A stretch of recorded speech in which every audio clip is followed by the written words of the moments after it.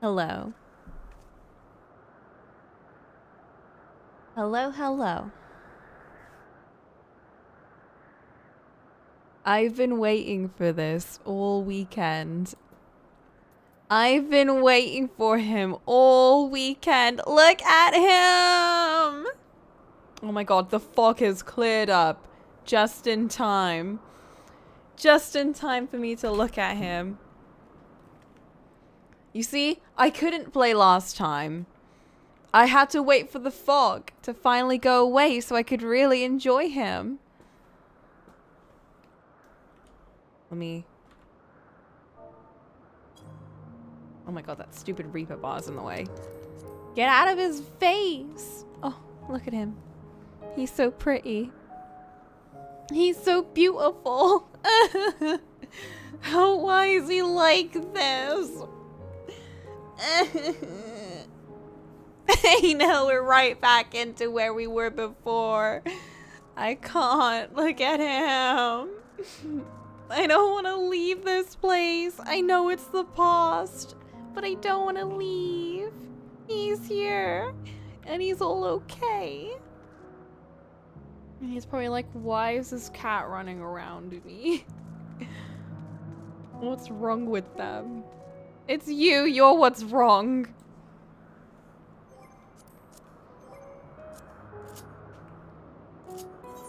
Why do you have to show up and make things all difficult?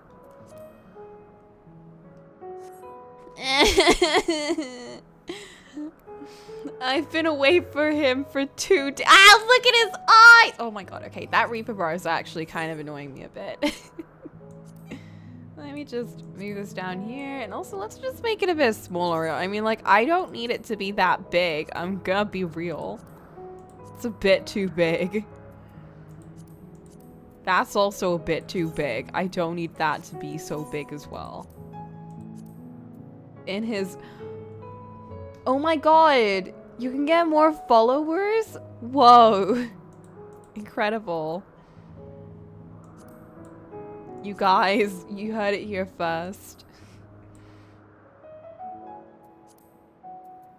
Did you hear that, Emmett? I can get followers. He's like, uh-huh. Nods, nods. In case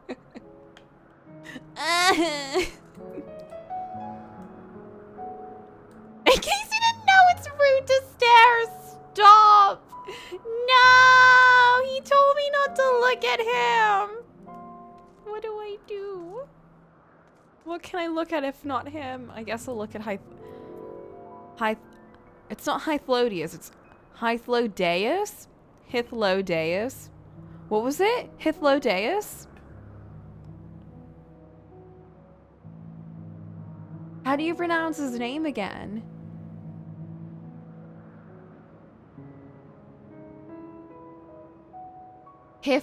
Hythlodeus? Interesting. Oh. He's gonna give me a Pwessy.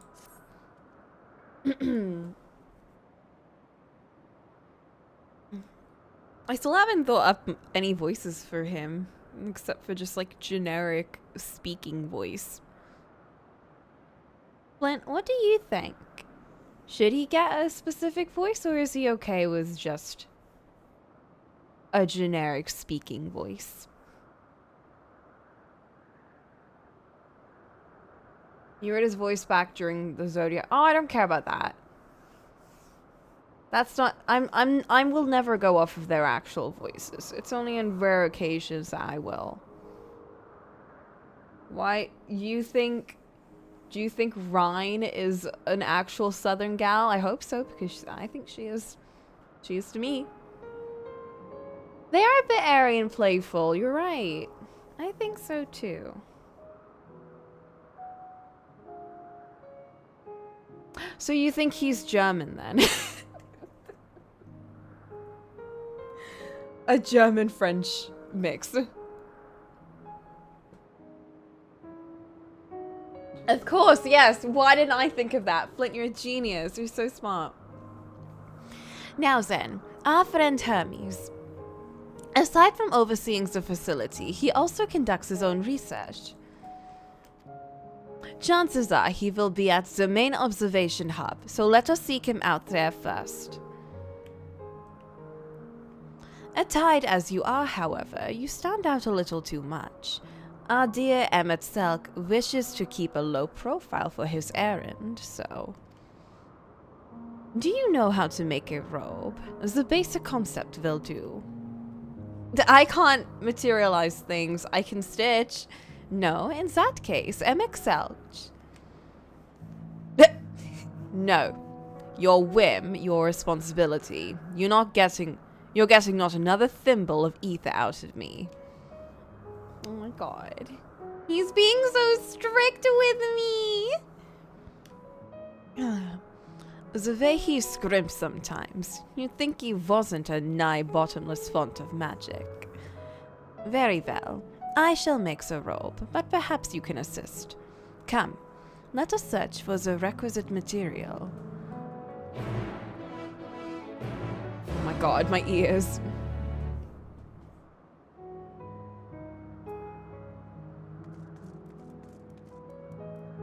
Emmett, you could just materialize it.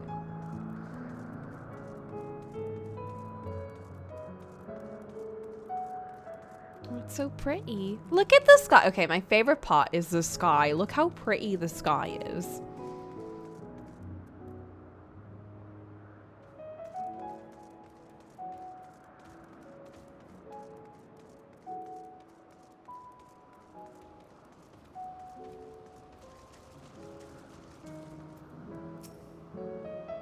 No means no. Just be grateful I'm even willing to wait.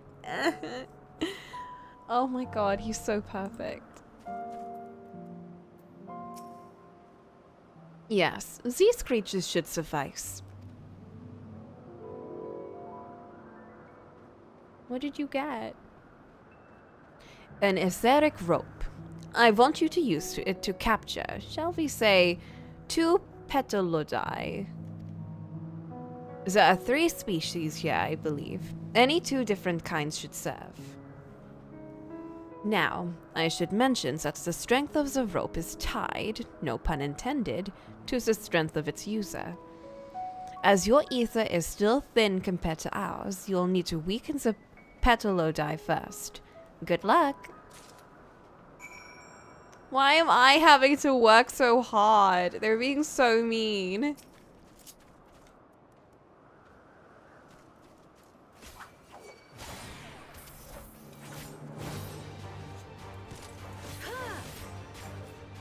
Huh? Why do I have music on? Hold up.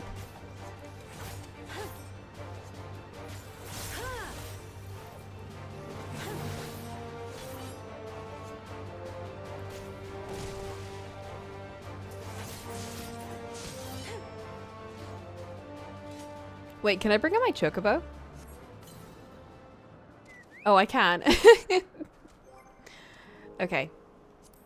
Let's just... I don't know why I turned that on, but let's turn that off. Oh shit, I was supposed to weaken it. I keep forgetting to do that with these types of missions.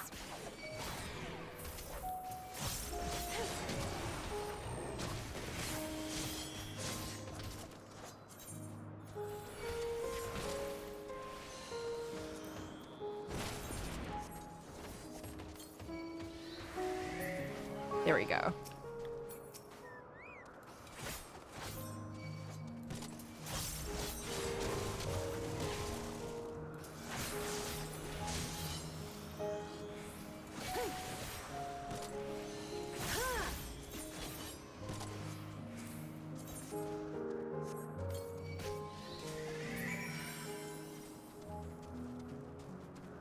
Oh my god, am I gonna actually be able to wear that thing? Please. Oh, that's probably the present he's gonna give me.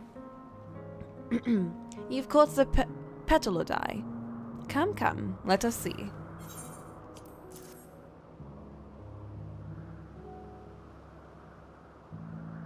Yes, these fine fellows will do nicely. And now for a spot of reversion. Reversion? Oh, he's doing magic. There, it's ready.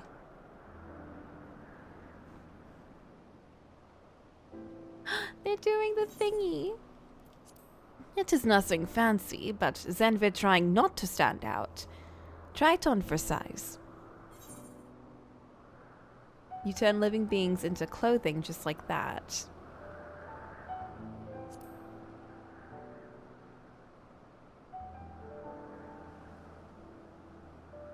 Well, not just like that. You need to revert them to their constituent ether first.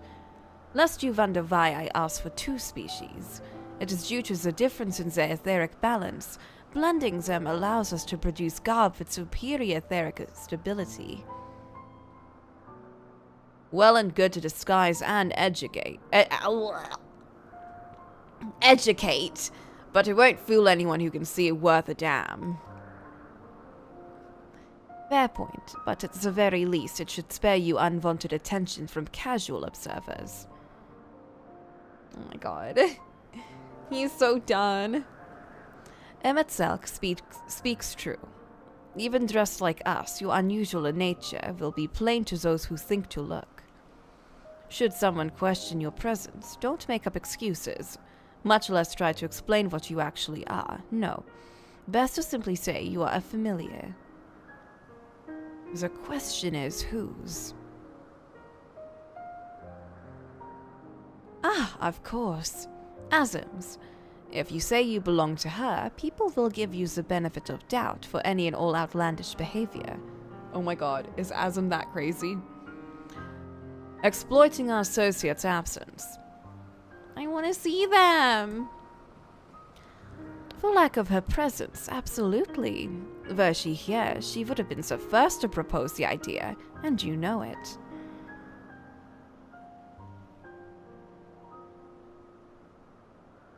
With that, your story is settled. Let us continue with our errand. Oh my god. I want to wear it!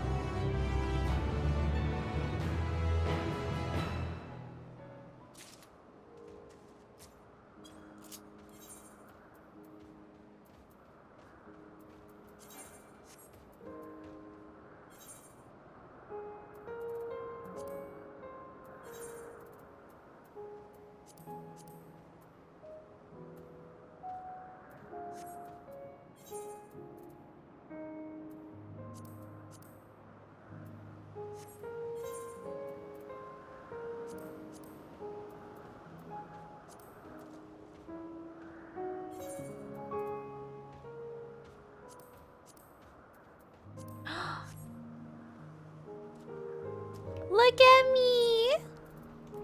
My hands aren't really covered up nicely, though. Yeah, you can just remove that. Look at me! It looked quite edgy, though.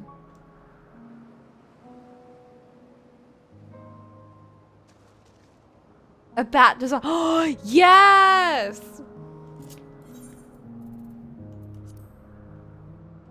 Oh my god, ew.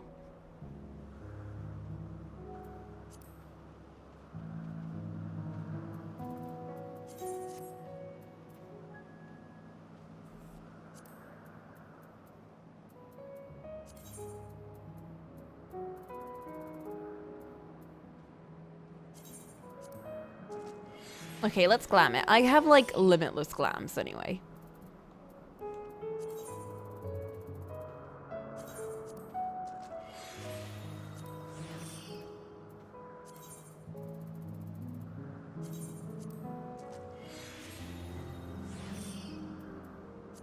This one's annoying me now. Do I have something that can blend in?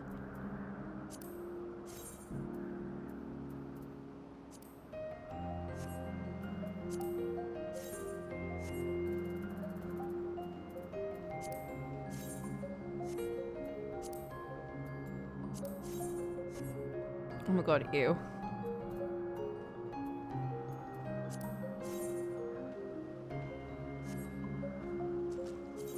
Probably that one. That one's probably close.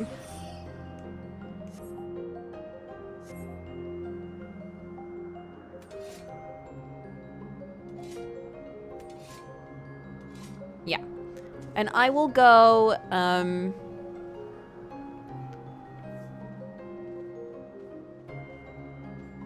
Reaperless for a bit. Look at me! I'm just like them! I'm a lot shorter, but oh my god. Get out of my way, Chocobo. I'm trying to pose with my boys.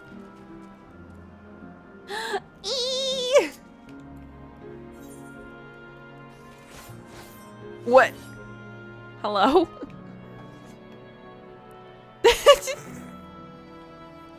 Good job, Coco. Doing great.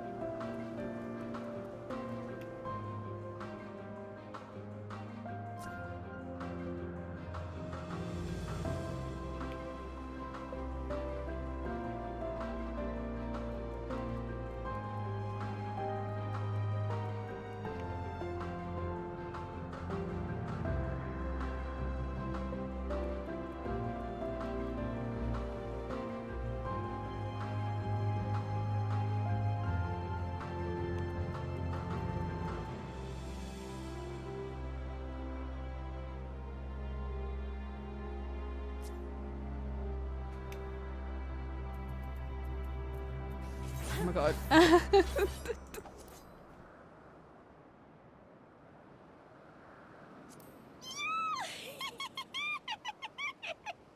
Oh my god. What if I just crop it so it looks like she's taller? You can't tell. You can't tell that they're not... that she's floating.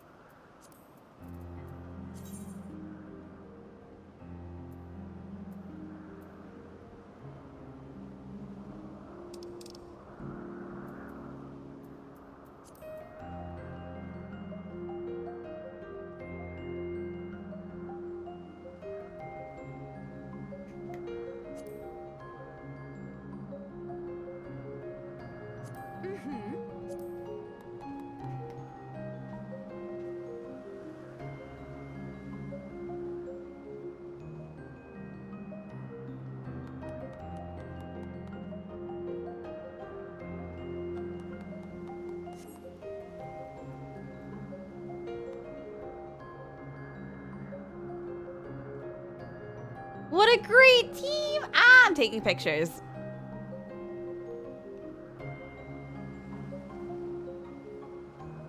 I just realized I have Hiflodaeus with an F? Hiflodaeus' mask? That is weird. I find it very strange that it's pronounced with an F, but okay. And then you got like Hades with his thingy.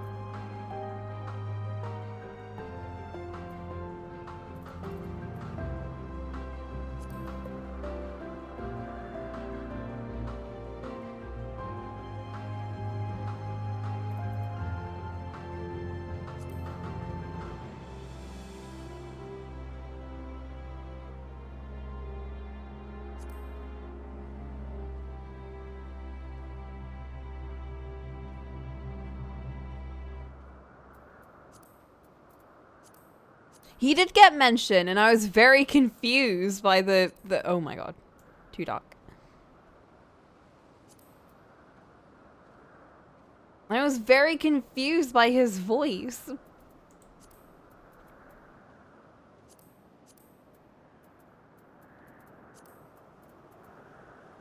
There we go. No offense, Chocobo, but you were kind of in the shot.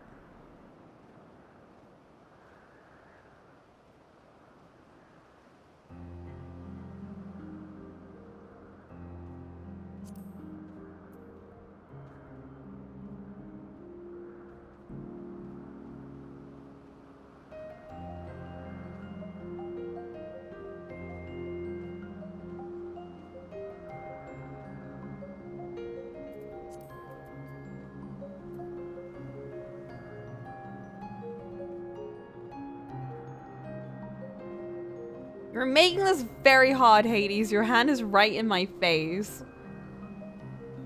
This is cute. He's too tall. Just chilling with my bros.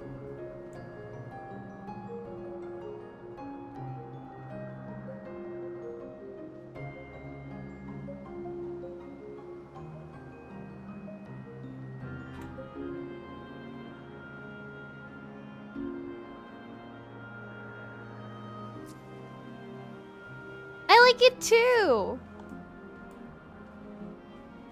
Yeah, it's like, and it was this big.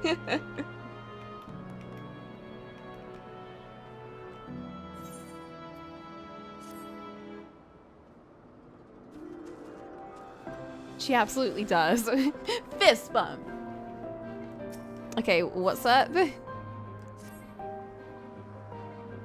If you are ready, let us continue along the path to Anagnorisis.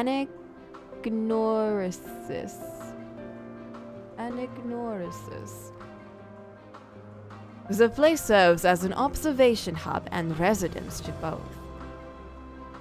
Someone there should be able to point us in the direction of Hermes.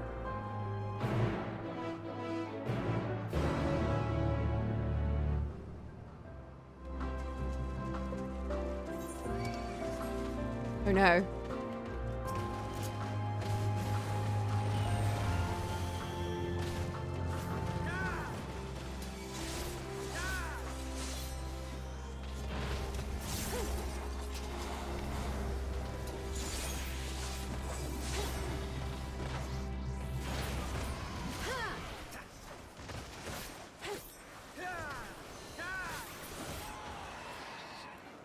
This feels extra reapery. Oh my god, this place is so pretty! I'm kind of thriving right now. Like, can I just stay here forever? So far, this is like the best part of this expansion.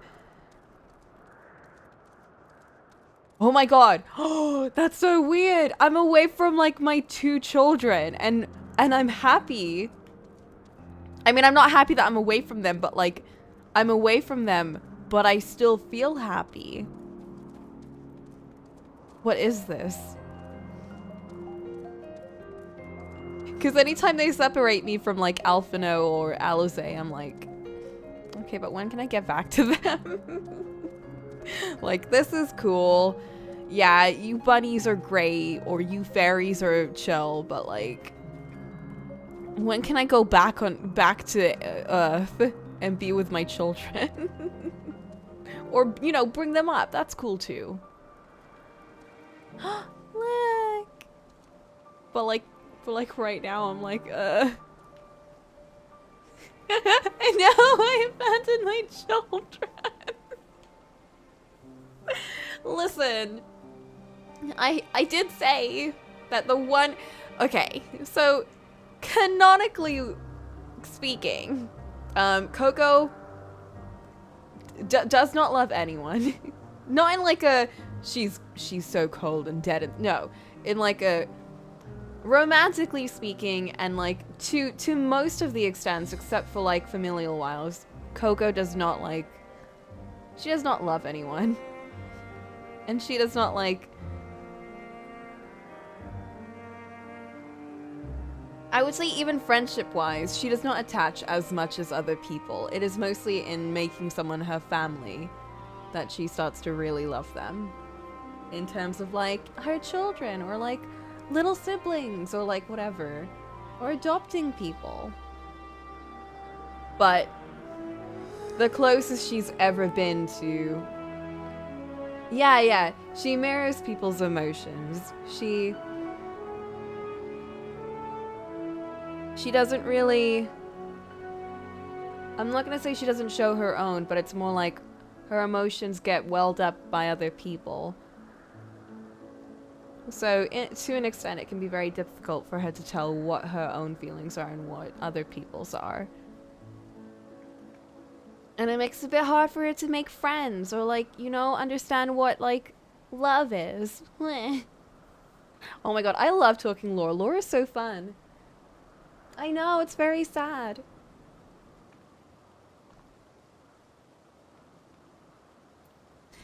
But then I did put in, but the one time she felt love-a-doos was towards the two people that end up dying immediately after. I just love tragedy, so I'm like, ah yes. She definitely fell for Horschfont, who, you know, dies immediately. And then Emmett, who also dies immediately. It's also so I don't have to, like, continue, like, thinking up lore for her. So it's like, yeah, you know, she did like them, but they're dead, so what can you do? She's just kind of emotionally stunted from that. So, you know, that's a thing, but I don't have to continuously think about, oh, now their relationship's going in this place and this. No. It happened, now she's sad. But nothing happened out of it. It's more like, she almost thought that she could feel love, but now, you know, not so much. Unless it's to, like, you know, her children, or, like, her little baby bro, or, like, her little bunny bro. Oh, of course, her other greatest love is to hot cocoa. because of course she was.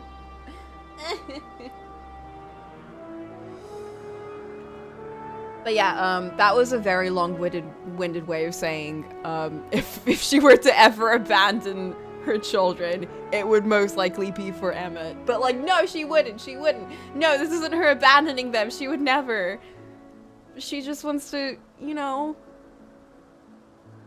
she's just so welled up to see Emmett that she's like, what if I just stay here for a little bit longer? You know, like, not forever, but just for a bit, you know? Just for a little bit. Also, hey, Doppel. Yeah, I think the best way to say is she is most definitely asexual.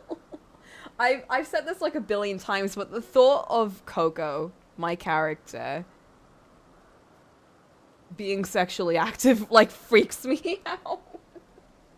I think the idea of, like, I don't know, it just freaks me out. I don't picture her feeling anything like that towards anything. I don't know, dude. It just, like, she definitely gives off those vibes to me. Which is how I know that, you know, like, this is how I detach myself from Coco the character, because, like, I'm very different from her, you know? Like, she's become her own character. Like, she doesn't, like, I think Graha's great. I think he's really cool. I love him a lot. But, like, Coco, she thinks he's cool. She thinks he's a very cool friend. Meanwhile, me, I'm, like, thirsted over him. But, like, she's, like, cool. He's alright.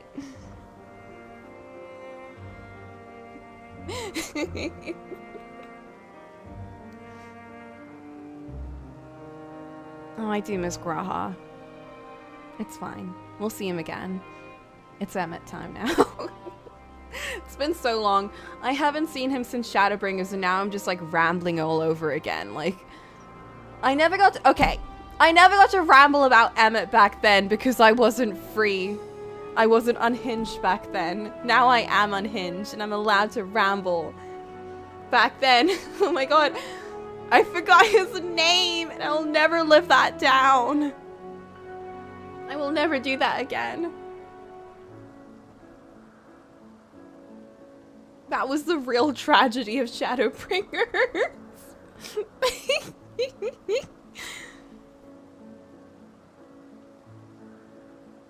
I was wondering what she was examining, but it seems to be the bush itself. What? Oh. I thought he was saying I was examining a bush. Okay. Let us see if this observer knows Hermes' whereabouts.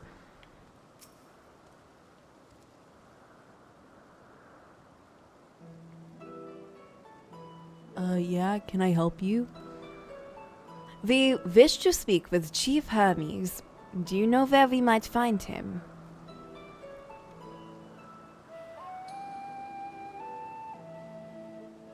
Well now, by your mask, I assume you're one of the 14. I wasn't aware there was to be a visitation. Between you and us, it is something of a surprise. Your discretion in the matter would be appreciated. Oh, I see. My lips are sealed. The chief should be out conducting observations, as usual. His focus of late has been aquatic creatures, so I expect you will find him at one of the pools here. The pools, you say? Many thanks, and apologies for disrupting your work.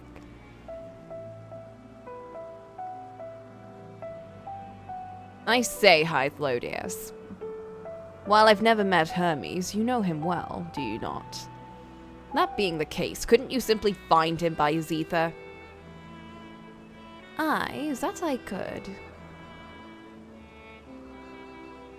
As you know, Emetzelk, and I can discern the color of souls. By the same token, we can also see ether quite keenly, and from great distances. With the skill, I could readily locate Hermes, but I felt that would be a waste of an opportunity. We are here to perform an assessment after all. By searching the ordinary way, we stand to gain insight into Elpis and the man in charge of it. This is as much for your own enjoyment, like as not, but point taken. If you're going to accompany us, make yourself useful and help us look for Hermes. According to his profile, he has short, dark hair. So you know, it's because we're in Elpis that we don't have our cowls up. A special exemption due to the need to be aware of dangerous creatures. Elsewhere, we do not exhibit our individuality. It's unseemly. This is all common sense, but I would not assume you possess any.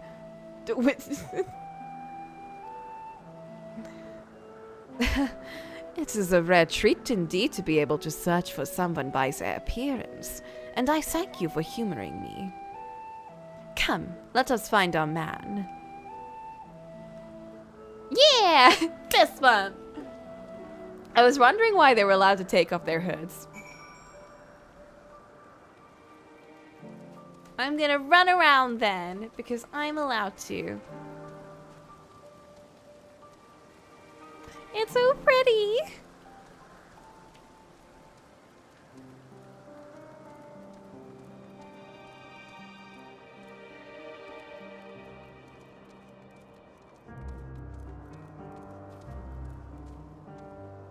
Wait, is that a player? No, that's just a familiar, like an actual familiar. Oh, interesting. Hey, I'm not going that fast.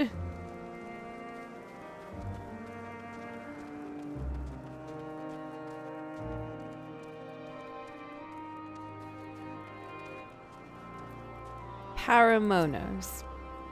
Observing voracious predators and the like is an incredibly dangerous occupation, which is precisely why I keep my distance and leave the rest to you familiars. After all, I'm far too important to risk my neck gathering dung samples and the like. Familiars? So that's just like a... Are we just like thingies that you create to make do your work or something? Like little servants? Or... like astral drops.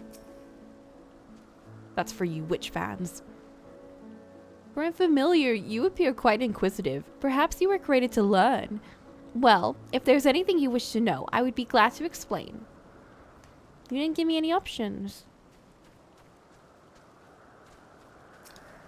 Whatever. You didn't want to teach me.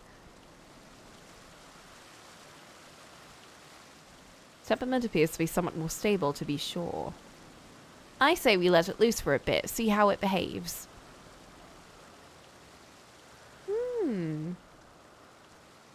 Very interesting.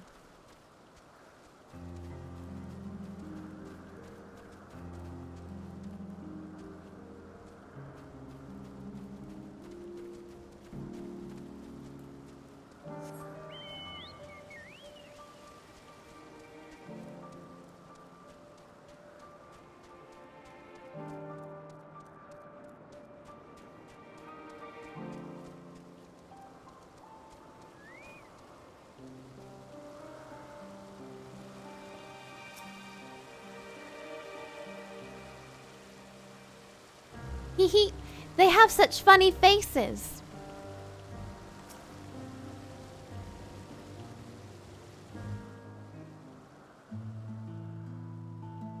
Yay! I love this track.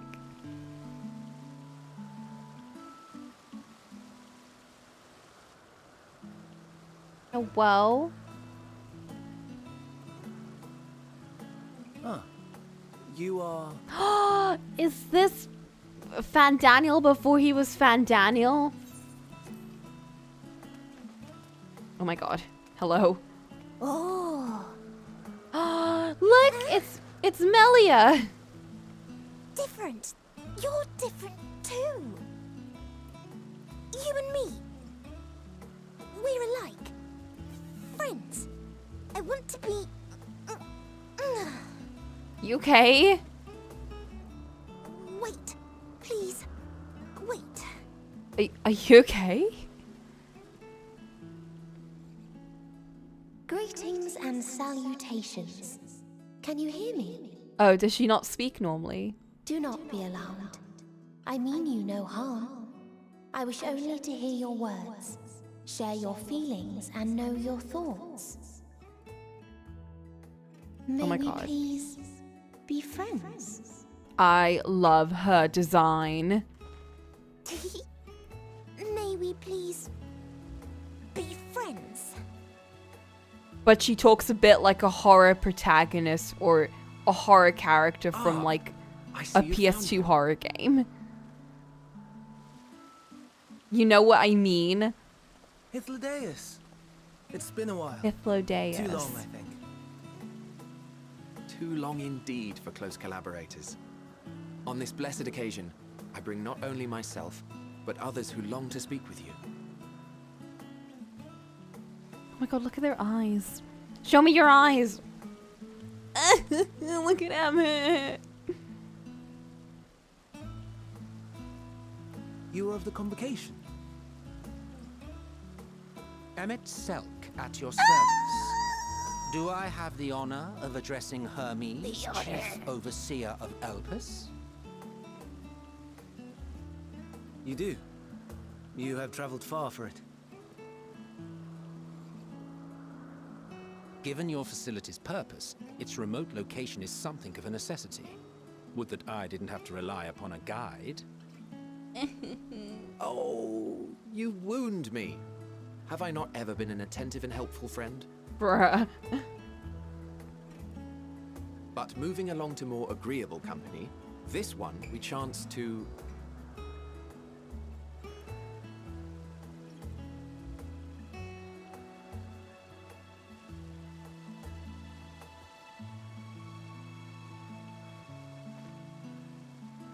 You... What is this? Well, you what is certainly this have child? her attention. Is she one of yours, Hermes?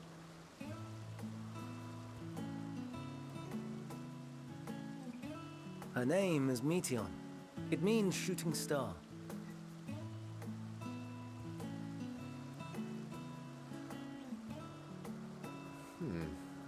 If I may make an observation, her ether is terribly thin. I fear she might dissipate at any moment. Oh shit, just like me. Nor do I believe you've made a submission to the Bureau. I would remember such a concept if you had. I haven't, as you say. I judged it too early. She's a pet project of mine, still undergoing preliminary testing. Interesting. But rest assured that I will attend in person ere long. And Daniel's Very well. voice. Being an authority on flying life forms, I appreciate that you are exacting in your work. I shall look forward to your submission. It's so weird that they're making If we have people finished with the perfunctory chit-chat, I will and submit discuss them like official matters. experiments. By my coming, I trust you already anticipate the subject. I have an inkling, yes. Please wait to the main building yonder. I shall join you as soon as I've returned these creatures to their homes. What's wrong, Hermes? The Nemostoma is missing. Ah, yes. Oh, no. Oh, like the axolotls.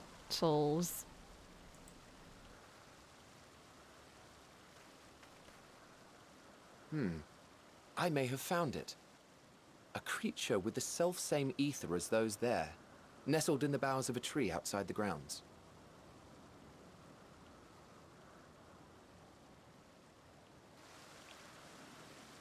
You're saying they can climb with their sorry excuses for limbs? Oh my god, don't be so mean. You can The be fashion mean has to been me, to though. imbue aquatic creatures with the power of flight, ever since the words of Metron created a sky-swimming fish. The Ambistomas too can fly, if only slightly, and they could conceivably climb a tree. Whether they can come down safely, however... Excuse me. You're excused. Oh. I'll help too. Oh my god. She really does sound like a character from a PS2 era game. And what are we supposed to do with this lot? Feed them. Hang out with them. May I suggest we split up? I'll go with Emmett. If you would be so good as to assist Hermes, Emmett Selk and I shall keep an eye on these adorable creations in the meantime. What? No! Okay, I guess so. But I'll do so with sadness. They keep trying to separate us. Why can't they let us be together? It's okay. Hello, my love. Where's my kiss? Hello? Where's my kiss? Did I remove it? Bruh.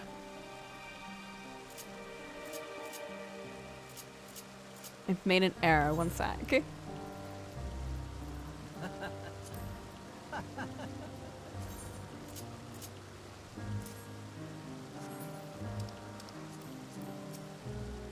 There you go.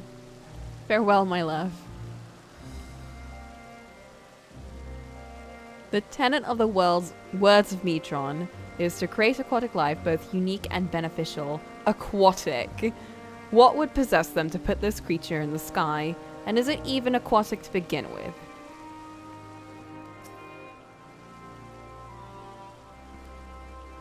The Ambistoma was submitted to the Bureau not long ago. I'm pleased to see it has found its way here. We will make sure these little ones do not wander off like their adventurous fellow. Go on and lend Hermes a hand. Also, hello, Light and Zolen. I'm off to help some... Hermes Daniel and his creation thingadoo?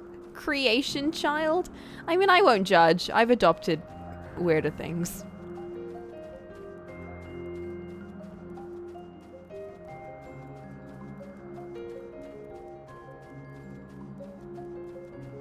Hello, I do love her design. I mean, this might just be the high-end Tia lover in me speaking, but I do love bird designs.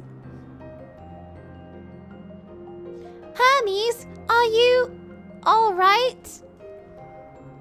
Bruh! Are you okay? Oh my god! Baby boy! Let me up. I need to help him. Oh my god, are you okay?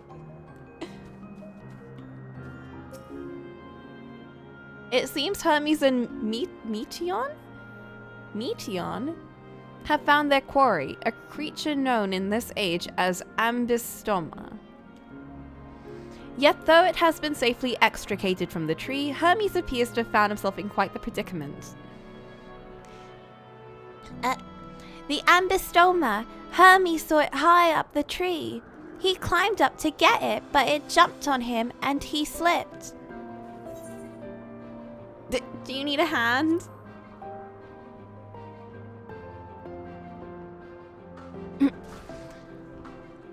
No, I'm fine, if a little embarrassed. Now, for your own safety, please stand back. Actually, he's quite nerdy, isn't he? Oh no. Ugh.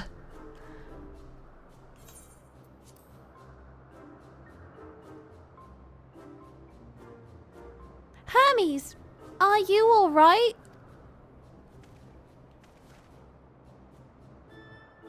Quite alright, yes. My apologies for making you worry, Meteor. Both you and,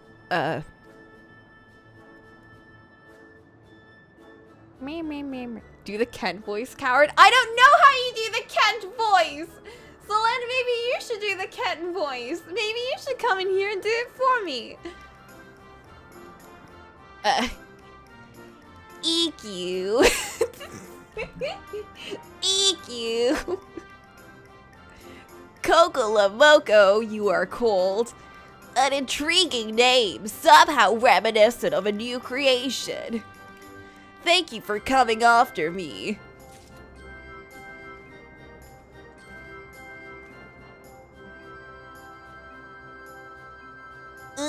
As for you, little one, you must be more careful. Oh my god, they're all just like floating around. You may be able to fly, but it doesn't mean you cannot fall and hurt yourself.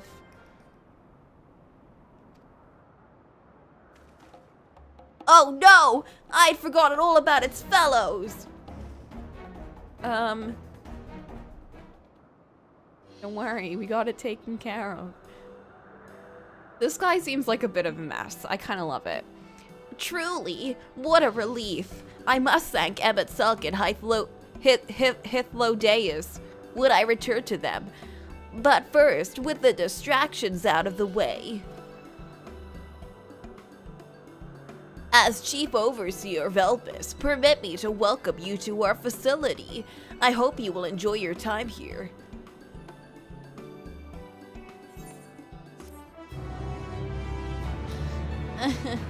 Just the idea that everything here is so fleeting, that it won't last forever.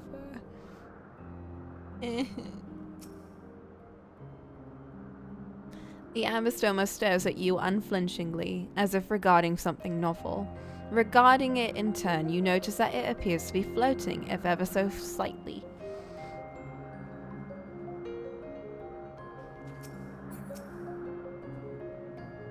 I'm glad that they're safe, Hermes and the Ambystoma.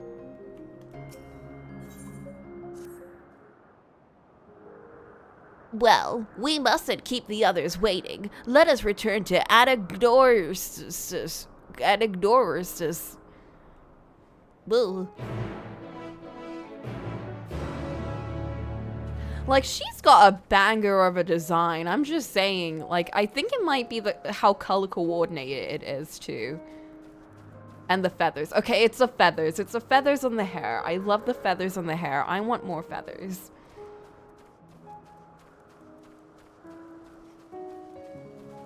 I want high Entia feathers, okay? It's the wing ears. They kind of, like, I want wing ears. Oops, I forgot to click on everyone. Oh, well. My apologies for the trouble. Owing to your kind assistance, all the Ambystomas are safe and well. I will presently send them back to their space. If you would go on ahead to the main building. I don't think he's as smug as Kent. Upon entering, you will see a table and chairs, a meeting area. We may speak there. If you miss any Emmett and Hythe dialogue, you screenshotted literally every combo. Wait. Thank you, Solana. I appreciate. Very well. Take care not to let the creatures slip away again.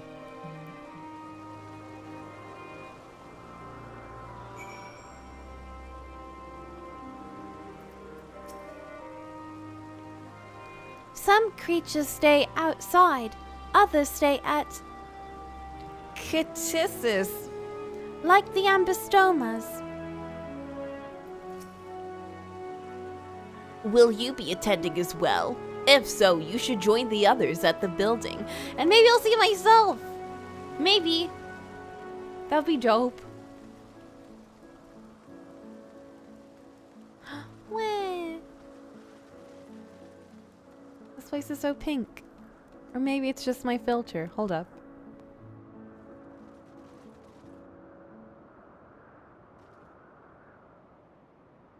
Yeah, it's my filter.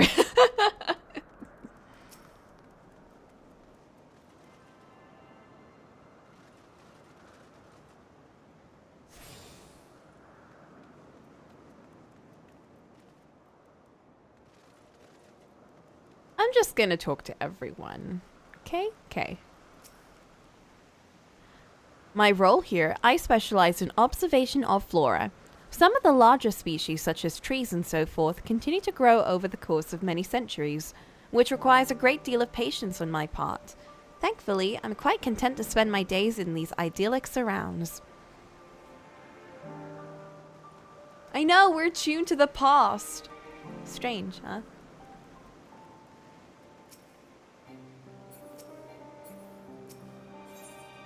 Set the past as my home point. I wonder how much it costs to get here. And what have we here? Nothing. What are you talking about? Extraordinary. It's not every day I see such a charming familiar. Why, I'd much rather observe a pretty little thing like you than all those brutish creatures everyone insists on making. Why, thank you. I am pretty cute. Oh. Thank you. You're just a mender. And you were a junk monger.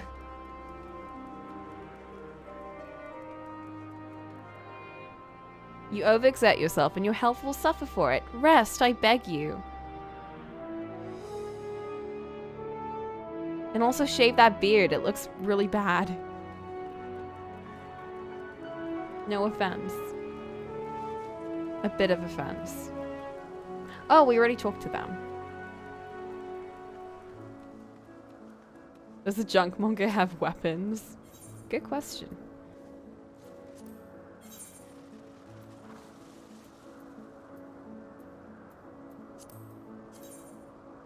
Ooh, hello.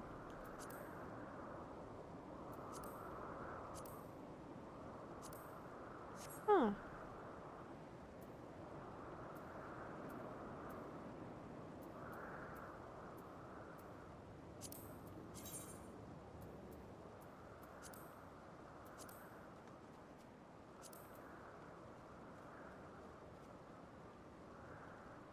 Oh, it's okay. It's not that cool.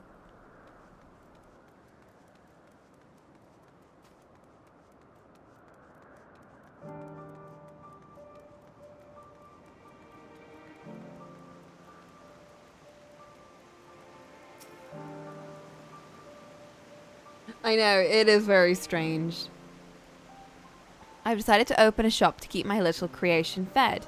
My wondrous wares can be yours for the right amount of bicolored gemstones. It's also very interesting that they still accept money for repairs and stuff. Oh, you have nothing I am interested in. I will leave. Bye-bye.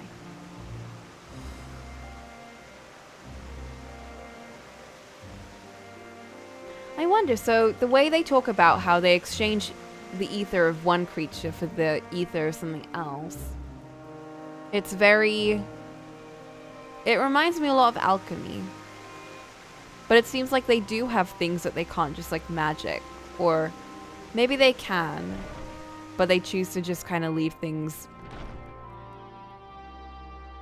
as they are. Because I kind of pictured them a bit like wizards, and they could just, like, you know, make anything they wanted. But it seems like they're just circling around ether, kind of like how energy circled around. And they're changing one thing into another. While Emetzelk has been accommodating thus far, he is the one who has business with Hermes. If you wish to attend, you will have to ask his permission. Please? Please? Emetzelk, Schwelk. This appears to be the place. His voice. And here is where we part ways. No! We will be discussing highly sensitive affairs. Only a select few may be privy to such knowledge. No! And that does not include someone who cannot or will not divulge their origins. No!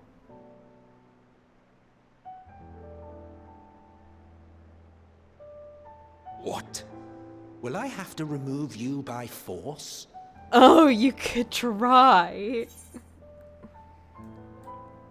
I have important things to say to him as well.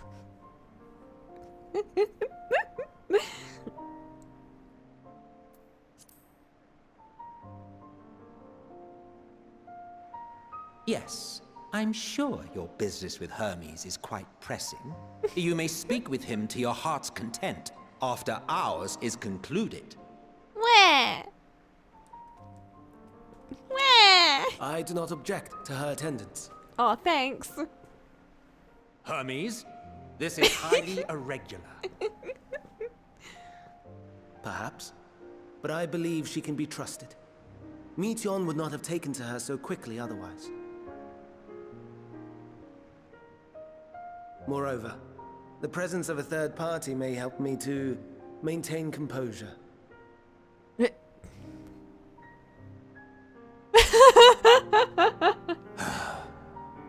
I like how Meteion has the role of a wish them- pet or baby, you know? Like, Behave they yourself. trust them. Do you hear? Behave myself? What do you mean? I haven't done anything bad. He's treating me like a pet now. I'll be your pet. So, it's finally happened then. Aye. Van Daniels declared his intention to step down and named you as his preferred successor.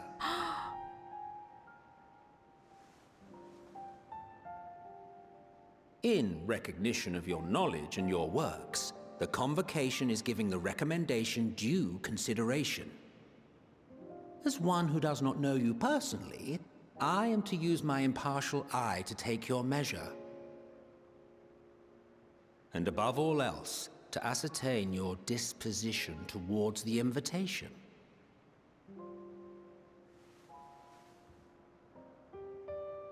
I understand that you and Van Daniel are close.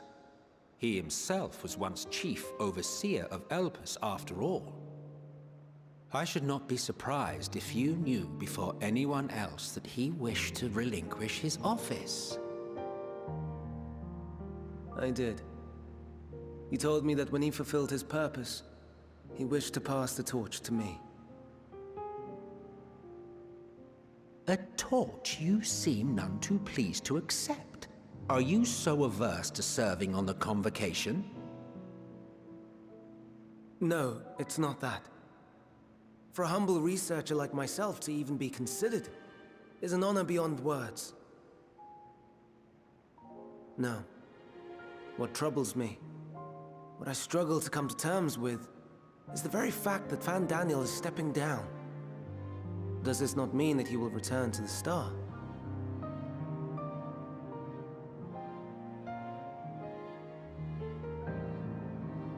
Of his own volition, yes, like so many others have before him. Return to the star? Does that mean die? Uh-oh. Well now, that's not a word I hear often.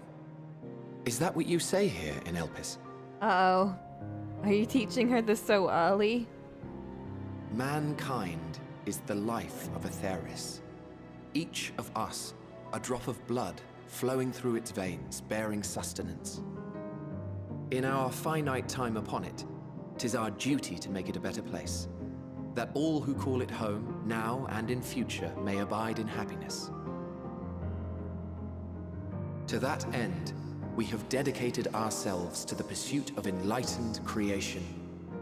And by our efforts did we transform this once untamed wilderness into the peaceful paradise you enjoy today.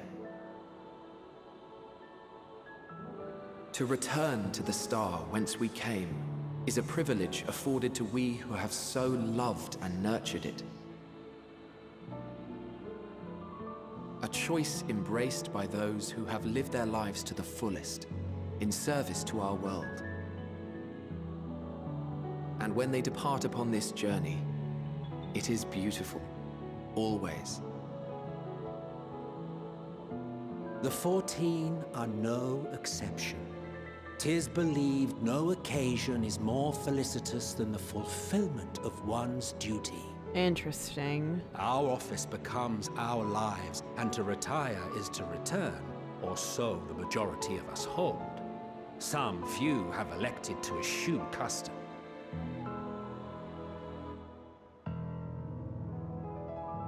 Mayhap you feel Fandaniel's deeds do not warrant his return.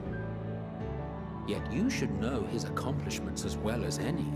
During his time, he conceived of countless outstanding concepts. And channeling the wealth of experience he attained here in Elpis, he brought forth many new specimens. I know of all this. I do. It's just, I cannot fathom why someone so great and wise, who could still do so much good, would want to end it all.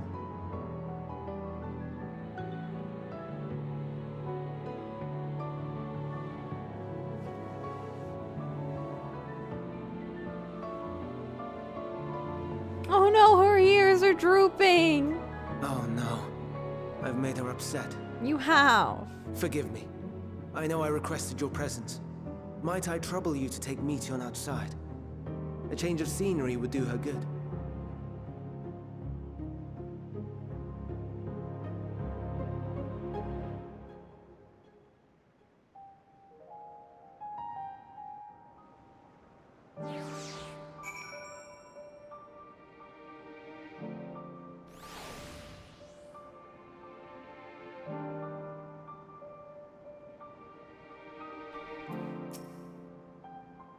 Most would jump at the chance to serve in the convocation, and yet.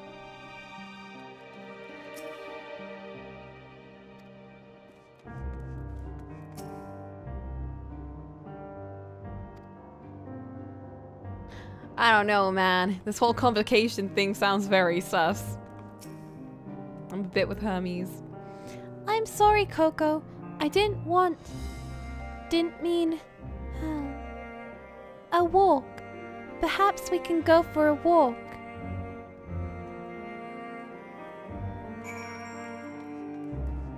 Of course, honey.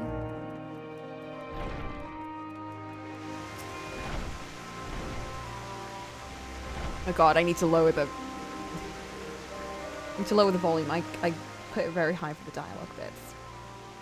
But now this waterfall. Hermes gets sad when he thinks about death. When others are sad, I'm sad too. That's how I am. how he made me. That's just like me!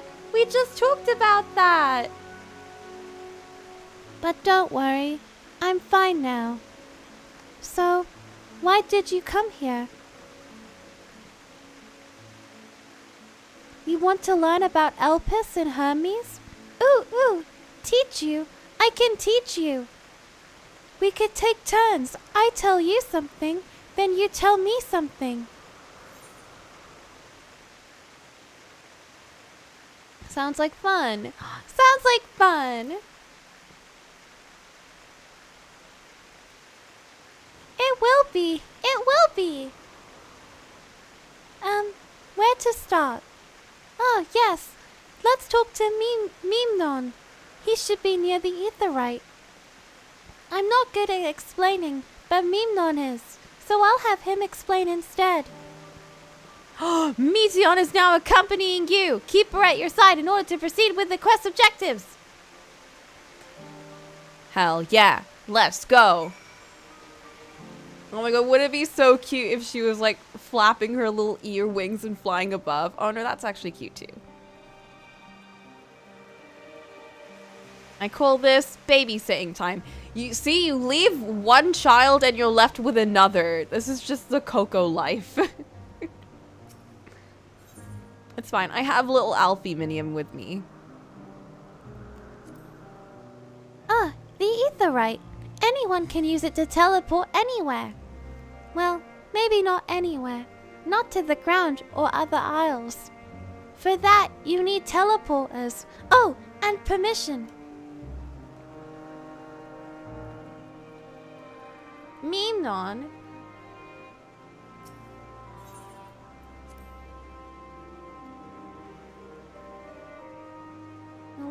Can't we talk anywhere else?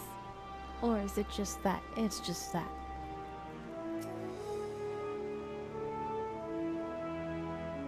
And what if we hear? Though you look like a person, you have the ears and tail of a beast. I assume you are a familiar like Meteon. Is there something you need? This is Coco. Could I teach her about Elpis? Or could you teach her? Oh, a newly arrived familiar, is she? Very well. I should be glad to introduce our fair facility to her. As you know, it is mankind's duty to make the star a better place. As part of this duty, we employ creation magics to bring forth new life. However, we cannot simply release our works into the world, for it would lead to chaos. No, any and all life forms must undergo extensive testing to determine their fitness to exist. Testing which is conducted here in Elpis. Oh my god. Imagine being a fucking Lala. And god, imagine seeing like Emmett's reaction to Azim's like shadow ether form thingy being like a fucking Lala. Like what kind of minion familiar are you?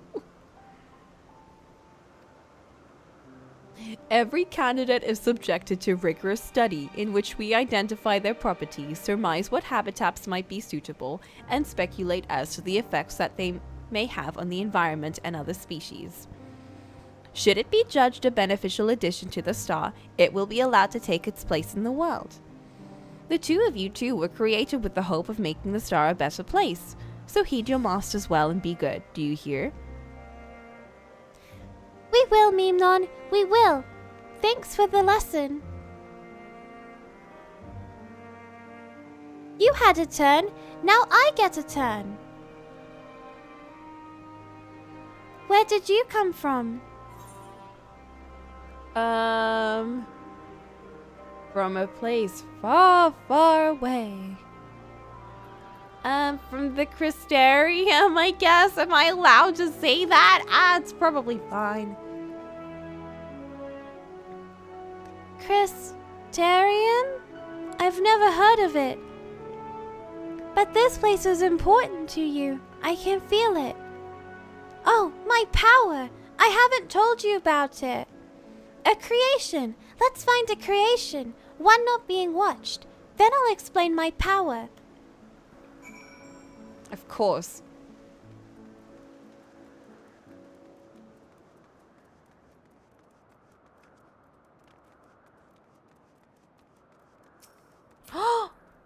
It's the thing. One sec.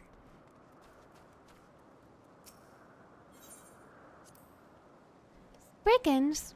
What are Spriggans? Oh no, we call them Orei. If there's many, if there's just one, we say Oreos. Though they're cute, they can be naughty. Sometimes they run off with concept crystals, and Hermes has to run after them. Dude, Hermes is just like...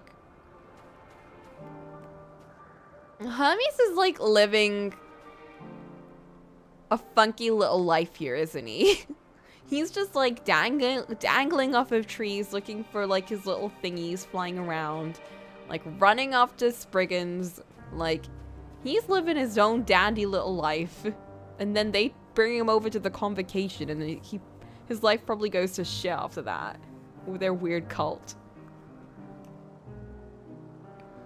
There is never a dull moment with the Oreis. Their fondness of minerals makes them highly unique, and I dare say they will be no less popular. This thing.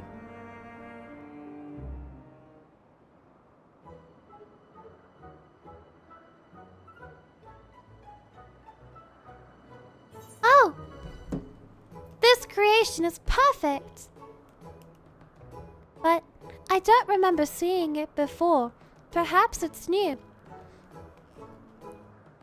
Anyway, I'll try reading its mind. That's my power.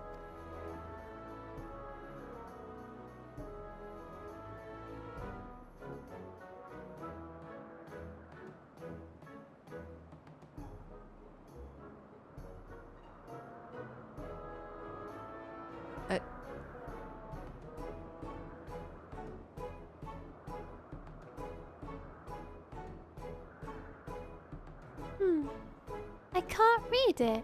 Or maybe there's nothing to read. I think it might just be a dumb bird. Wait, please wait.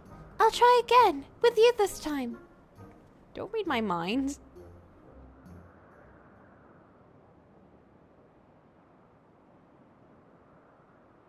Greetings. Can you hear me?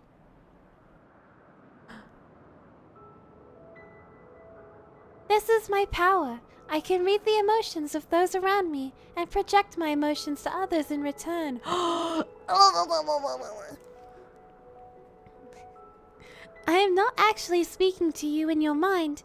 Rather, you are converting my emotions into words and intentions, a process performed subconsciously by intelligent life forms.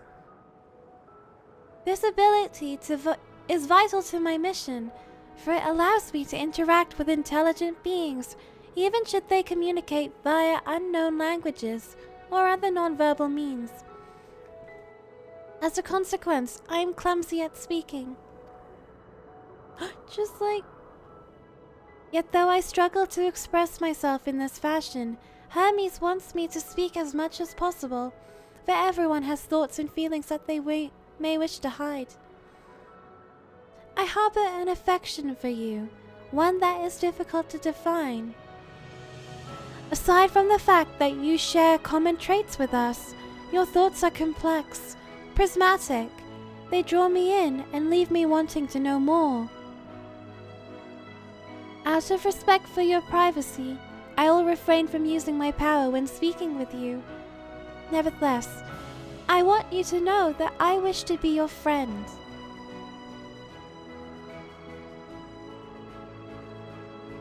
Did you hear me? Good. Now it's my turn again. So, what are you good at? Playing! It's a secret. Damn. I'm very good at gathering.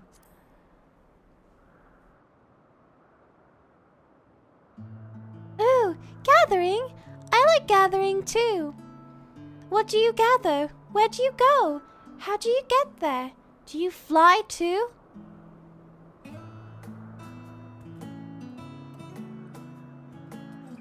Well, I go to any water source and I throw my stringy in. I I think we might be bothering it. I know, I just found myself, but as a bird. Which, to be fair, that is my vibe, so. Let's keep going. We'll go and see Eunth next. She's usually in a small building, one on the west row.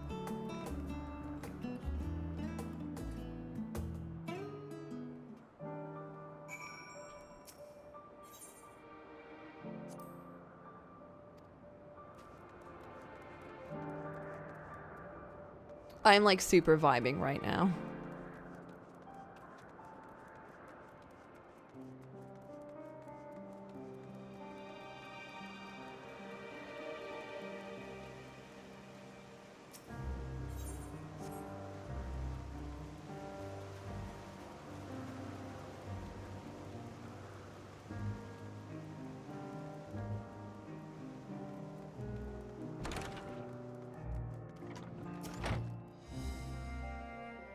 Well, well, if it isn't Meteon. I see you brought a friend today. One sec.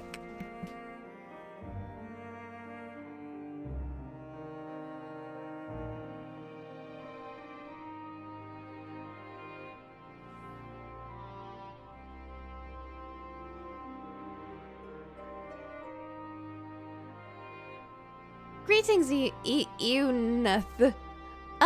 An apple. Could you make me an apple? The kind Hermes likes, covered in syrup. I want to share it with Coco. Oh, candied apple? Hermes is currently certainly partial to them, but you know you can't eat Meteon. You weren't made to do so. But I like it too. It may seem that way, but it's due to your ability to share others' feelings. You've taken Hermes' likes for your own. Oh no. In any case, I can't prepare an apple right now, but I'll bring one for Hermes soon, I promise. I'm sorry, Coco. I wanted to show you my favorite thing. Then I could ask about yours, but I failed.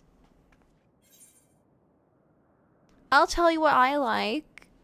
I like, hot cocoa. Oh, that's what you like? Yes. Yes, I can feel it. Your joy and happiness. And it makes me happy too. Thanks for sharing it with me, Coco. Well, we've walked and talked a lot. Maybe Hermes has finished talking too. Shall we go and see? Let's go. I'm kind of hungry.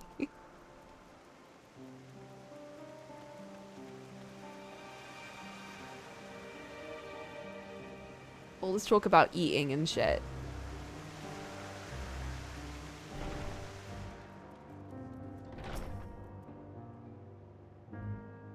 Ah, excellent timing. 'Twas a refreshing constitutional, I hope. Of course it was. It was great. I very much enjoy my newly adopted bird child. Back already. Pity. A bit longer and we might have snuck away without you. You would never! Stop being so mean to me. Oh my god. He's such a special boy. Oops.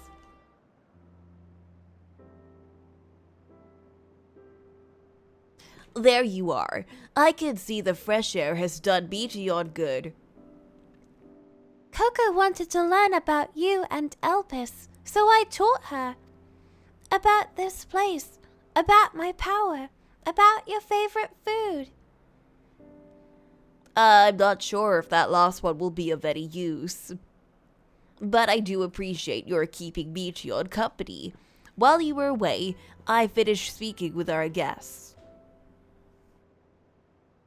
Finished? Hardly. You requested time to consider the invitation, so we have no choice but to occupy ourselves with an inspection of your work. My apologies. It has been decided that Ebitzel Hythlodeus will accompany me as I tend to my duties. If you wish to learn more, perhaps you would like to come too. I'm compelled to remind you that she is in no way associated with the convocation. We simply chanced to meet at Propylaeon. There is no guarantee that the matters we discuss will remain private. I do not mind. To see the joy her presence brings Meteor, I cannot imagine our mysterious friend harbors malicious intent. Coco is kind, really truly. She taught me as much as I taught her. You're coming, of course, to watch Hermes. You're bound to learn lots and lots.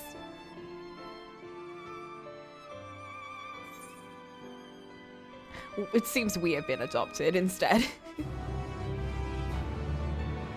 That's fine too. Oh my god.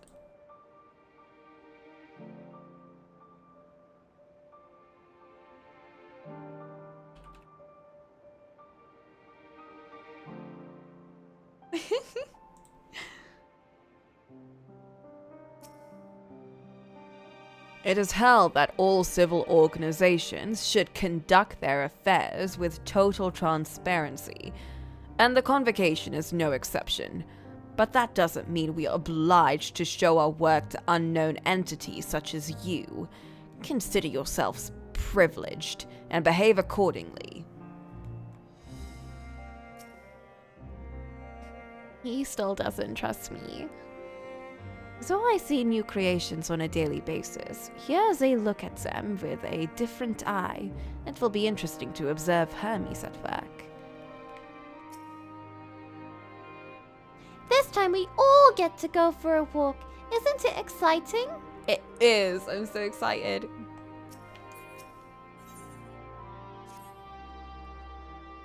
If everyone is ready, there are a few creations I need to check on. First, we shall return to the spot where we found our wayward Ambistoma. Have care when you step outside a hub, for there may be more unruly creatures about.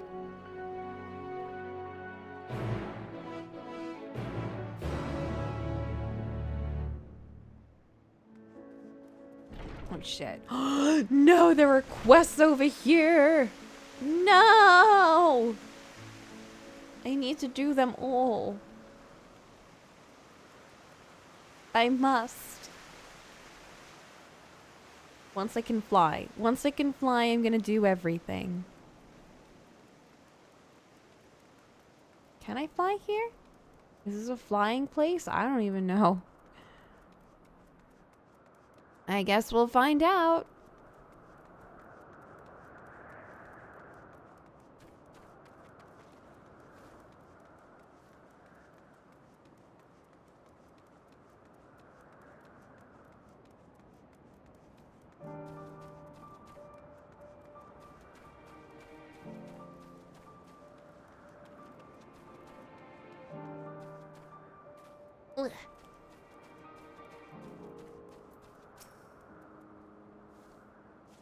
So beautiful, Petaloda. I hope they make it into the world.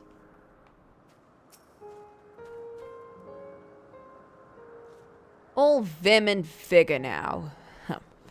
When we were discussing his nomination, he was melancholy incarnate. Well, yeah, because he enjoys experimenting. But you're trying to take him into the convocation and he's like, meh. Ah yes, the Ianthine petaloda, one of the newer species of the ever-popular butterfly.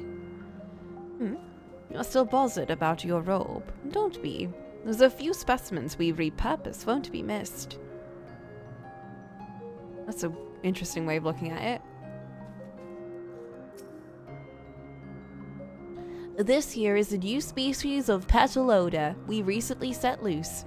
It has been doing very well, managing to maintain a stable existence thus far.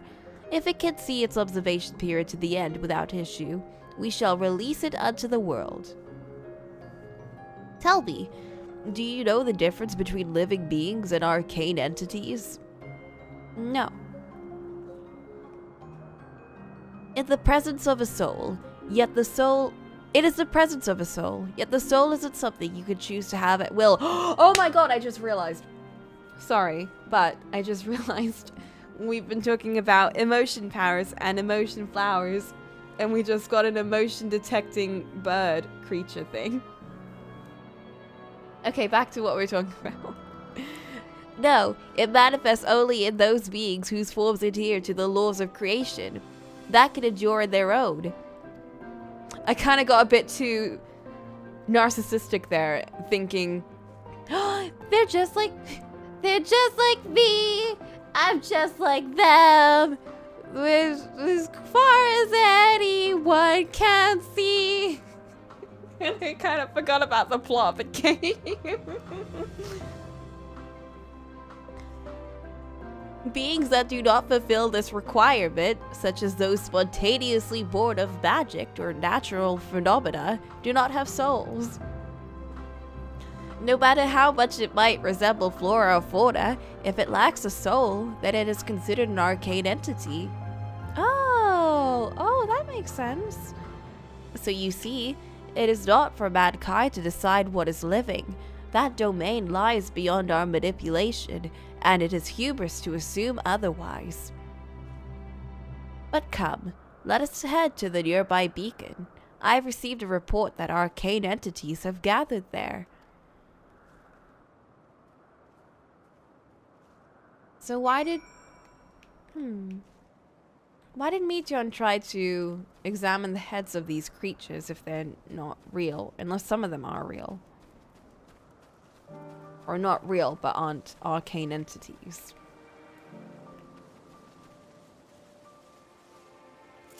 Somehow I don't want to ride around in, like, a car or anything. It doesn't feel appropriate.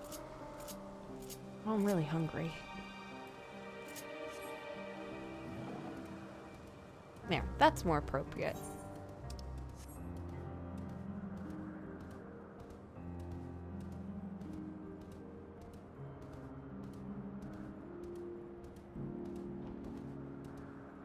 You can get foods. Can I? It is within my power. You're right. Why am I trying to ask when I am the streamer and I can take my own breaks?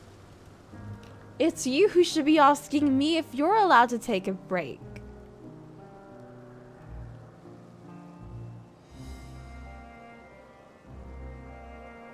I'm gonna take my break. I'll be potentially 15 or more minutes because I'm gonna fry some bacon and an egg and make a sandwich.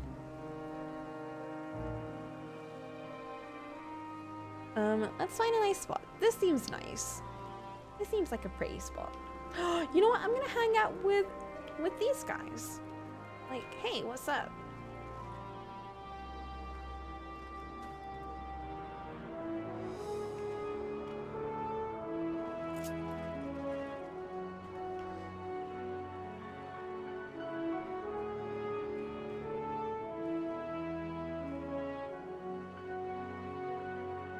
Okay. Muted and ready to break.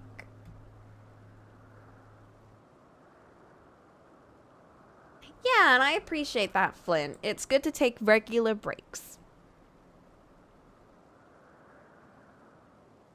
Alright, I will see you guys in about 15-ish minutes.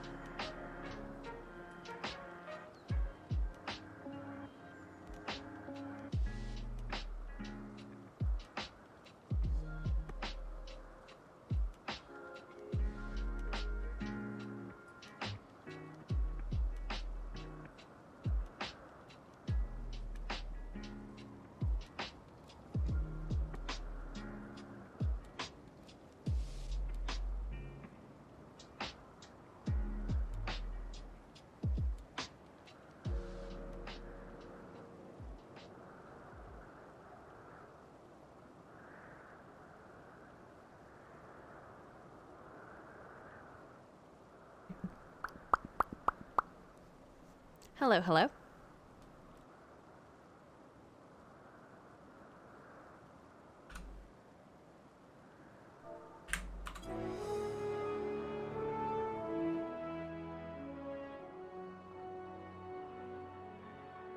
Hello, hello, hello.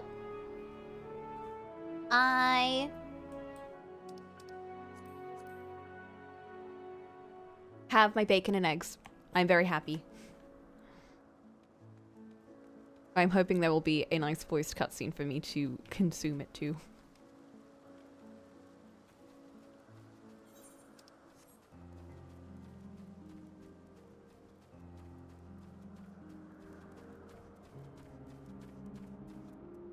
One sec.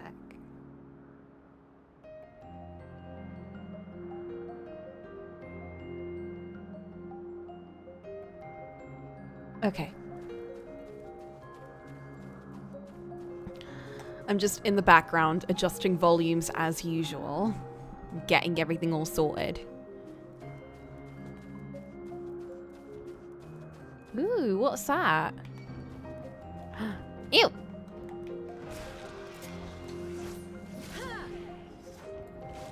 I got this.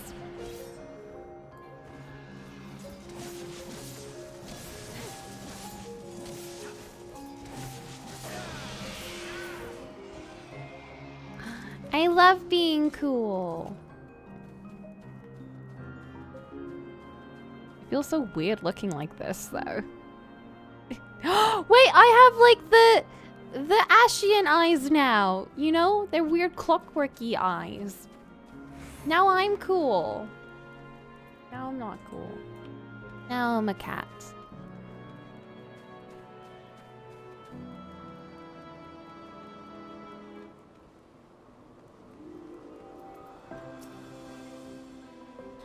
We're meant to be observing Hermes, but instead we're stuck with Meteion. Well, I suppose she herself serves as proof of his prowess as a researcher and creator both. He's like, I don't want a pet. And then later on, he gets real attached to it. Although it is, again, very strange, Meteion's whole existence. She's like a pet. But not even just a pet, she's like an experiment pet. But I do think Hermes is very attached to this experiment pet thing. A fascinating creation, much like yourself, little one. Renowned as Hermes is for his flying life forms, 'tis a rare privilege to be able to see one of his works in progress. Interesting. You're interesting too. Tell me, how did you find the ambystoma?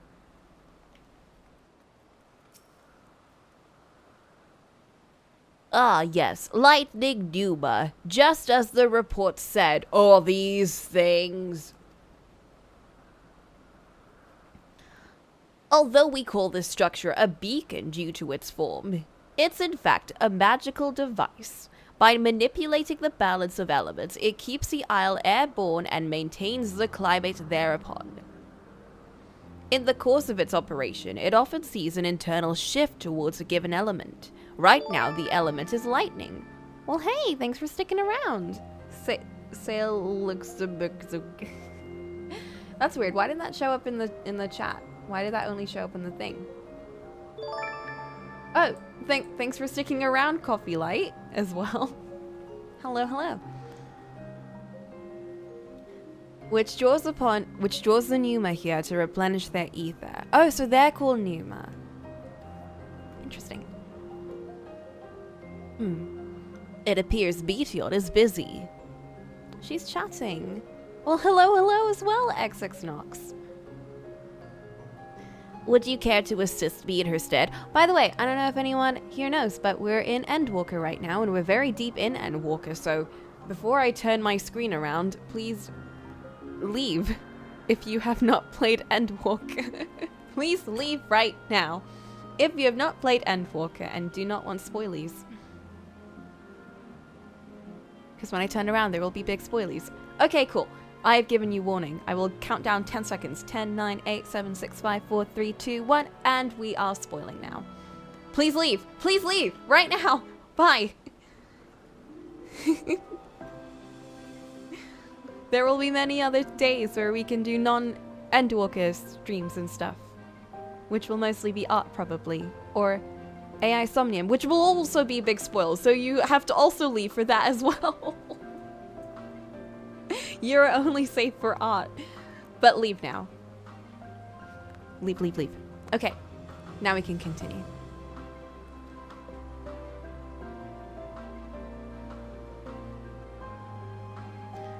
By using this lightning converger, you can harness ambient lightning and focus it into a ball. A veritable feast for our dazzling friends. Go on, give it a try. Me? Oh my.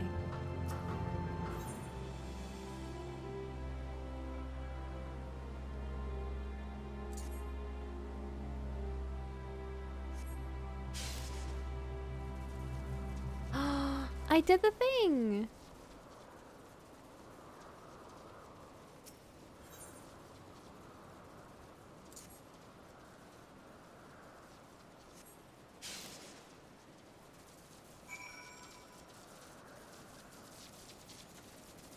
I will let you look upon my lovely character, my lovely Coco.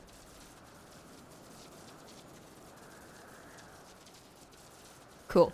Now, if you're still here, you can leave.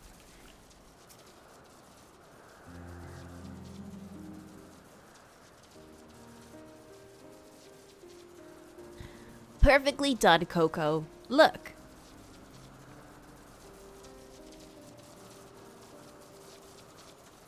See how they gather to feed? How they express themselves through their actions despite their lack of words? Speech is not the sole defining characteristic of a thinking, feeling creature, nor is silence an indication that they do not possess these qualities. Be it a soulless arcane entity such as the Numa, or an ephemeral life form such as the Petaloda, all will seek to perpetuate their existence, to survive. Like me.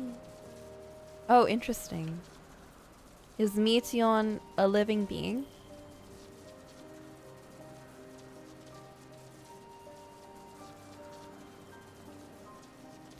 A good question. I can answer it from a theoretical standpoint, but it ultimately falls to the Bureau of the Architect to pass judgment. About whether she has a soul or not? Those with exceptional vision, such as Hythlodaeus, may be able to ascertain her true nature. But to me, it doesn't matter. She is herself, and that is all I need to know.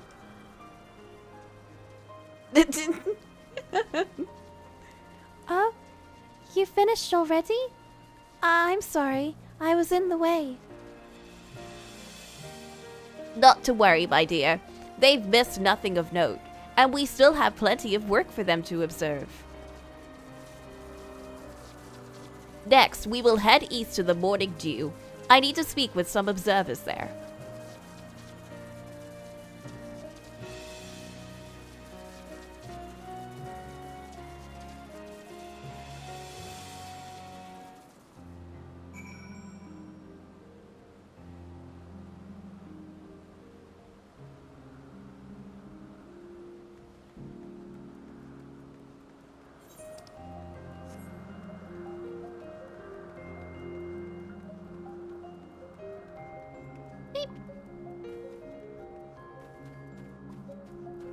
Oh, this place is so pretty. But I want to see more of them. Like, I don't know. I feel like we haven't seen the big Ashen City, you know? Where's the Ashen City? I mean, I guess they aren't Ashens yet. Where's the city where everyone can kind of like hang out and have coffee and stuff? And coffee biscuits. Oops. I keep wanting to hit other characters, but it always hits Hermes. And the story continues. Oh my god, the Gooboo. Oh no. Amazing, is it not? No, The it's Ampelos, scary. one of our newest subjects. Evil.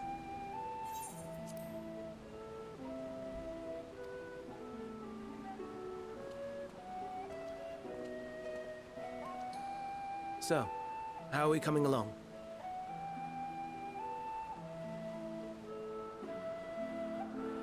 No voice for you.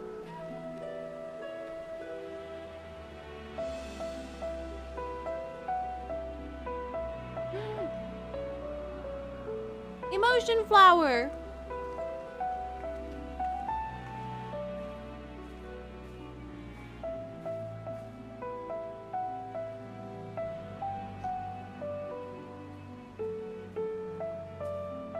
This place is Elpis. Those flowers. Elpis. Oh. Entelekis. Like me. Emotion detectors, you mean? Or something? They are a product of Elpis, and so named for their birthplace. A happy accident, born of the hands of a former researcher who loved beautiful blossoms. Unique for how they change color, to reflect the emotional state of those nearby.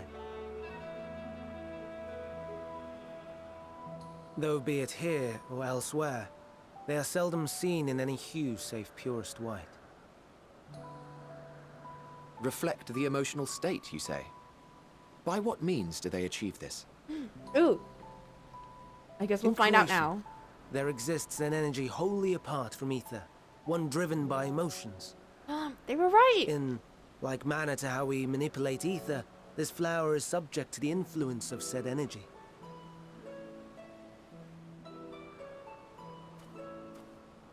Well, it has no will of its own. It is sensitive to the prevailing emotion in the vicinity, and reacts by altering its color and vibrancy. Just like she has no will of her own. Parallels. Akasha? It is one of the unseen energies defined by Harnish alchemical theory. Though a gross oversimplification, some describe it as an essence influenced by feeling.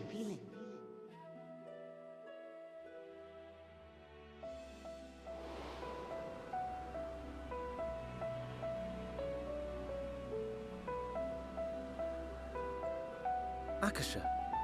Though I'm not familiar with the term, your description suggests it is the self-same energy. Dynamis, we call it. Ooh. And those entities like the Elpis flower that have the ability to interact with this energy, converting emotions into tangible phenomena, are Entelekis. That's me! That's me! An Enteleki! That you are, my dear. And no ordinary one at that, but the first possessed of free will. Ooh. Wait. A form of energy other than ether? Dynamis?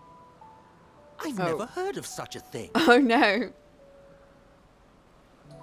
He's a Hardly prescriptionist. surprising. Dynamis cannot be seen, much less Ow. felt. He's one of those. And though its existence has long been theorized, we had no proof until the flower's serendipitous creation. What's more, Dynamis is far weaker than ether. Under normal circumstances, its effects are drowned out by the latter. On account of which, beings comprised of and reliant upon the ether, like you and I, are unable to make practical use of Dynamis. 'Tis a truly esoteric thing, known to but a select few scholars. Intriguing. Then, given the limitations you described, why create Meteon?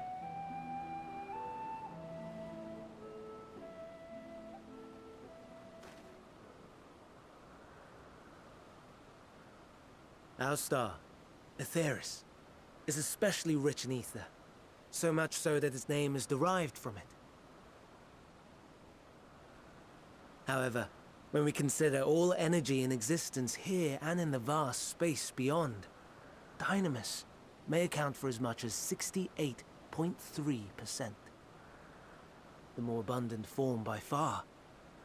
Were we able to control it, we could open the door to limitless possibilities. Uh-oh. 'Tis not unlike a gently flowing stream, unable to break through the dam of ether barring its path. But if we could imbue the stream with the vigor of a raging river...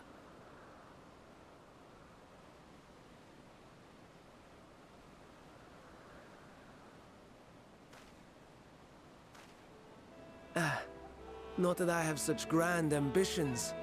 You say, but... Nay. I merely wish to create a being that could traverse the great expanse.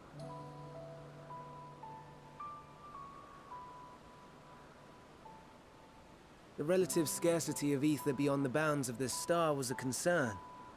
And so, I looked to another source of energy by necessity.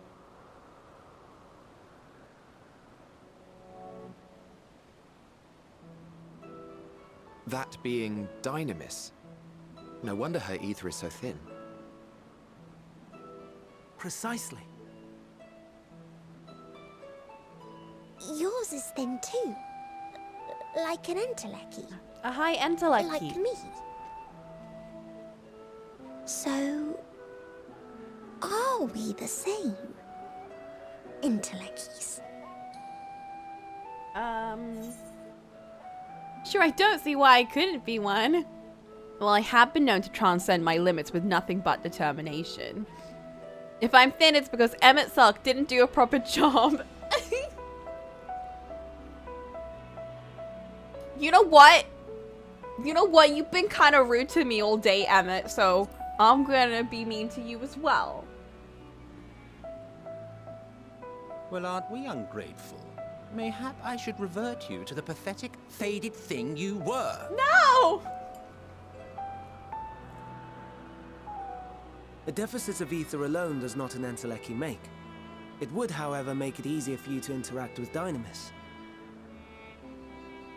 And limited though its influence may be, this quality could prove the difference between victory and defeat. You'd do well not to underestimate it.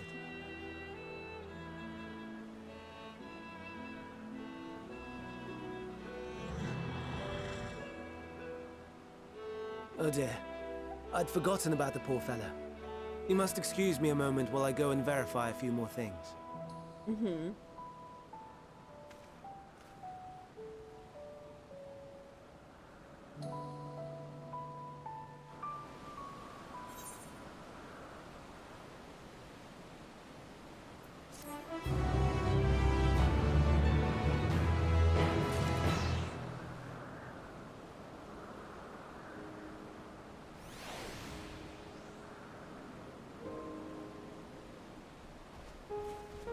Oh, perfect timing. I just finished a sandwich.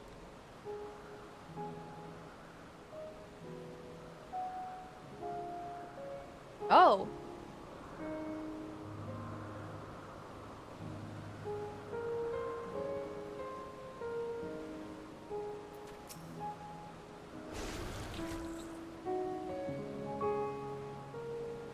Never before had I heard of Dynamis or Entelekis.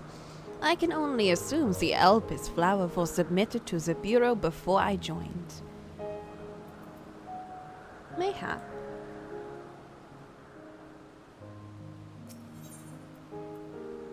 Pants! Not that I or anyone else would be able to make use of it even if we knew. But it irks me to discover that there is an entirely different form of energy, and no one told me. That personal annoyance aside, Hermes' knowledge is undeniably impressive, given that there are none among the 14 who specialize in the Celestial. He would be a welcome addition. Assuming he can be persuaded to join, that is. I still can't understand his hesitation. Emmett Sulk.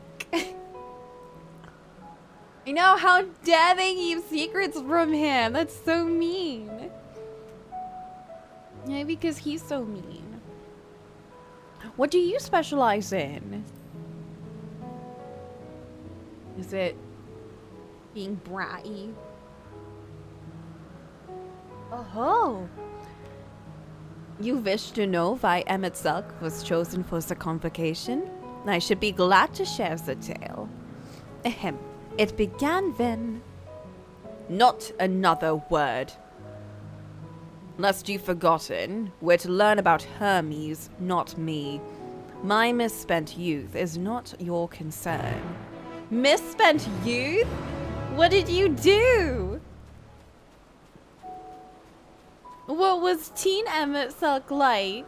What was baby Emmett Silk like? Oh my god, was he in a band? What now? I want to learn about the convocation. If you would accompany us, I suppose you should at least know that much. The Convocation of 14 is a governing body that determines myriad policies. Our goal is to ensure that all is right in creation, that our star may know a brighter future. As the name suggests, the Council is comprised of 14 officers, each of which is held by an individual chosen for their surpassing abilities. Depending on the office, one is required to either be an authority in a certain field or possess skills that would facilitate the performance of their stipulated duties. The former category includes Metron, specialist in aquatic life, Logriff, specialist in terrestrial life and husbandry, Halmarut, specialist in fungal and plant life, Emeraloth, specialist in medicine and healing, and Laha Brea, specialist in creation magics, who has brought forth phantom beings of the highest complexity. That's all he specializes in. As for the latter category, there is Ultima, advocate of the arts, Igerom, champion of enlightenment and rhetoric, Pashtarot, preserver of discipline and order, Emmett Selk, keeper of the ethereal realm, or underworld in the vernacular, Fan Daniel, pursuer of extant phenomena, keeper of the ethereal realm, just like Hades,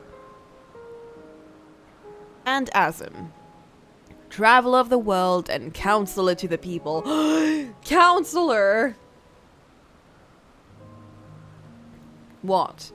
Should I be revealing such details to you? Don't be silly. Even children know this much. You would do well to remember it all.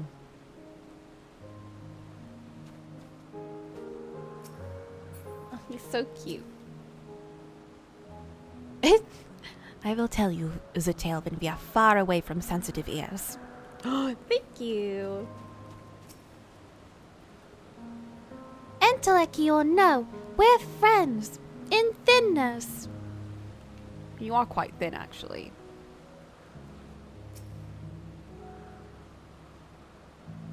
My apologies for the wait. I have inspected the Ampelos to my satisfaction. All is well with the creature, and I dare say it won't be ere long it is released unto the world. Another creation, however, reportedly isn't faring so well. The Charybdis. That is what we shall tend to next. If you would follow me, my friends, we shall return to the main isle and head north.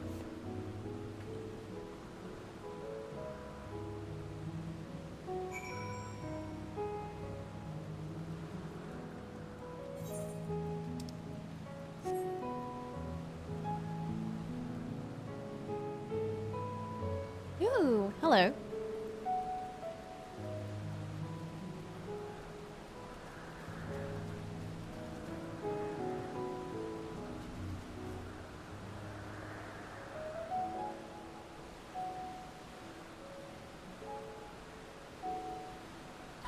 They're researching. I won't disturb them. Oh, hello. Rest is vital for one's efficiency, you know. Fair enough. You're right.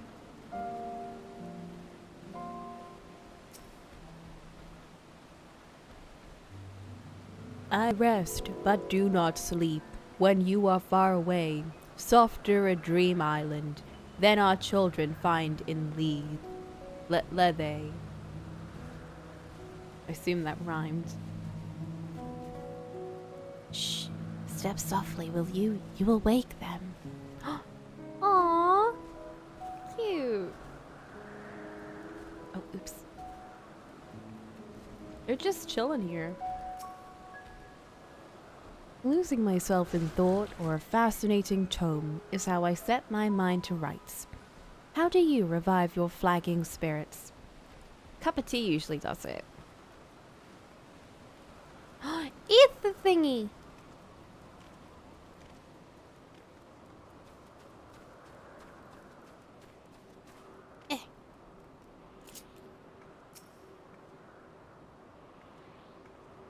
I love my work, yet at times such as this, the mind wanders. Where might I go? What monuments to man's ingenuity might I see, had I only the time to spare? You never know how much time you'll have left.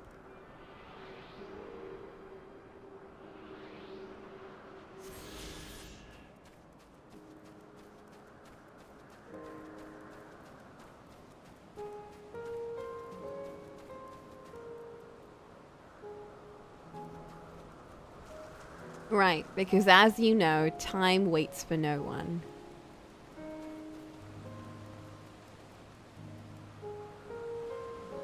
It makes me so sad knowing this place is in the past. Like, out of all the locations we've been to, I think this one is probably...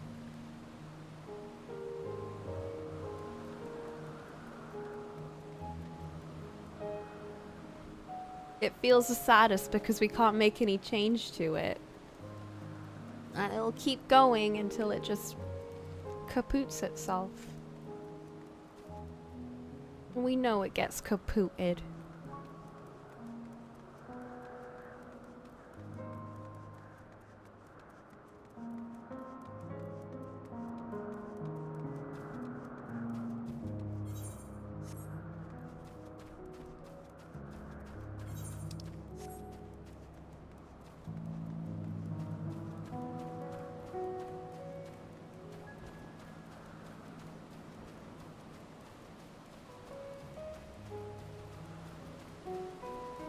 Ooh.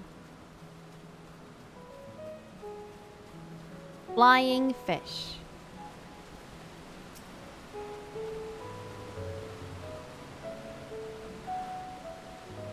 Why is this one blue and shiny?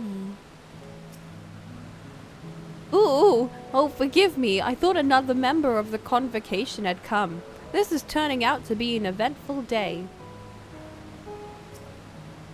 A serpentine bird or a winged snake? There's a slight difference in etheric balance between these cherubidises. By this, it may be assumed that they aren't the original creations, but their offsprings.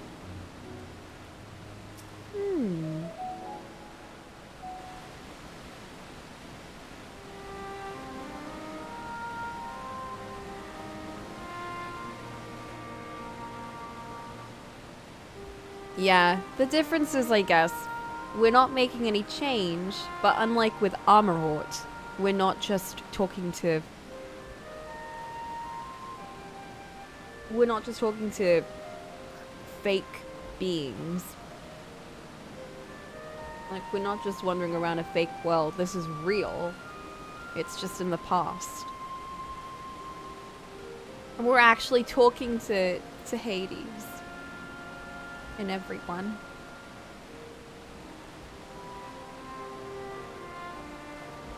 I understand there is a problem with one of the cherubidises. Cherries.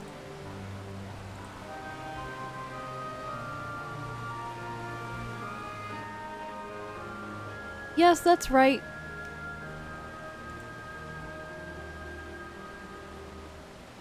As you know, the Charybdis is based on a sea creature. Owing to adjustments to enhance its affinity to wind, it is capable of flight.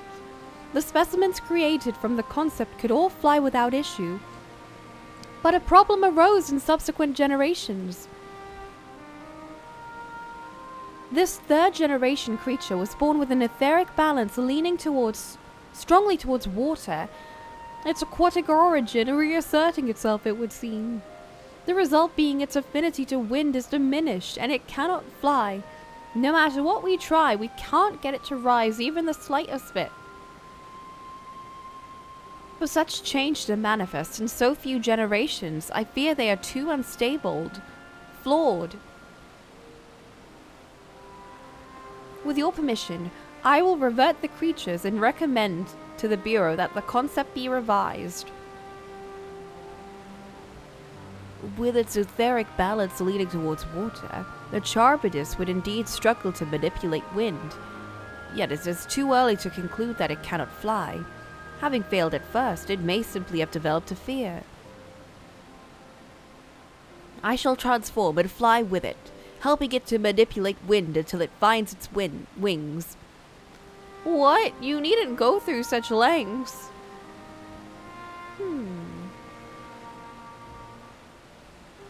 You don't know. But of course not. Transformation is an art in which one manipulates a vast quantity of ether to construct another body around oneself. In practice, this allows one to assume any conceivable form, and thereby transcend the limits of one's flesh. Yet convenient though it may be, transforming in the presence of others is considered vainglorious in the extreme. Vainglorious? As uncouth and unseemly as running about robeless. Shameful. Am I to understand you make a habit of this? Nothing of the sort. It's just that when transformed I can wield the wind and fly. It may seem excessive, but what is our shame next to the lives of these creatures? They deserve a chance, and we owe it to them to do all in our power. Be that as it may.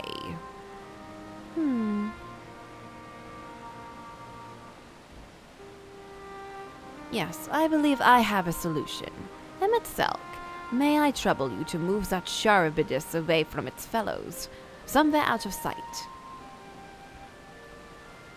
The way he always looks so dumbfounded, like, are you really asking me to do things? Meanwhile, I would like the rest of you to help me prepare here. What mischief are you scheming now? No mischief, I assure you. I would but spare you the need to report to your colleagues that Hermes has committed an indiscretion. So have a little faith and run along. Don't tell him that he removed his pants. I trust you don't mind.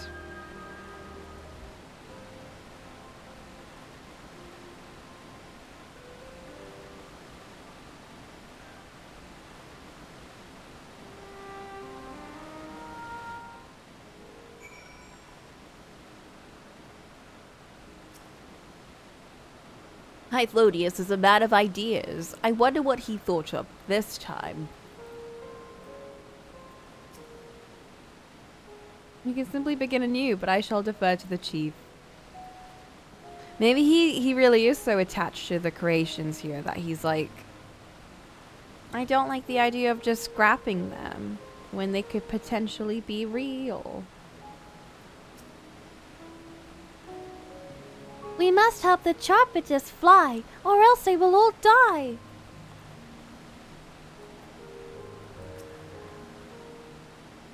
Emetzelk is out of sight. Good. Let's speak of the plan. It is a stroke of genius, really. We have Emetzelk trains at Charybdis. What? Aside from being able to fly untransformed, he can readily see ether currents. And with his adept spellcraft, he can also employ suitable wind magics to guide the creature along. He can fly? While he is indeed incapable of all you described, it is not his duty. I am loath to trouble him with it. Don't be. As I've mentioned, it would also be for his own sake. With that settled, let's begin at once. Coco, I want you to go to Emmett Selk. Tell him that you have a favor to ask. He will be disinclined to cooperate at first, but you mustn't be discouraged. With our friend, the trick is to be unflaggingly persistent. Off you go now, and good luck. Oh my god. Say that you have a favor to ask. So we just have to bug him. I love this.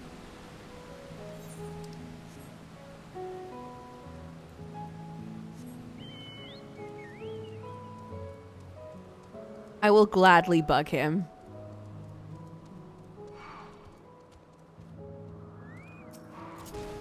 Leave.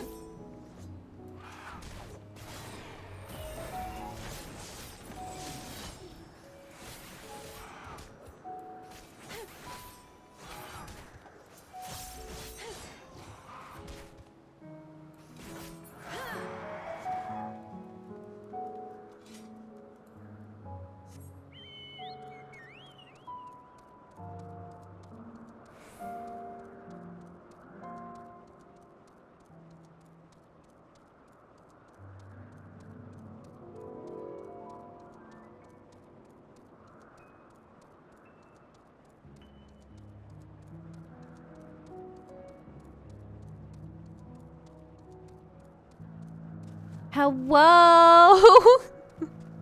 He's gonna be like, oh my god.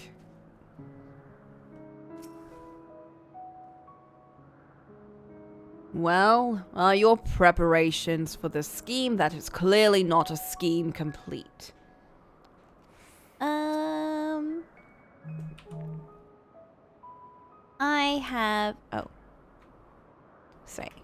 I have a favor spelled incorrectly to ask.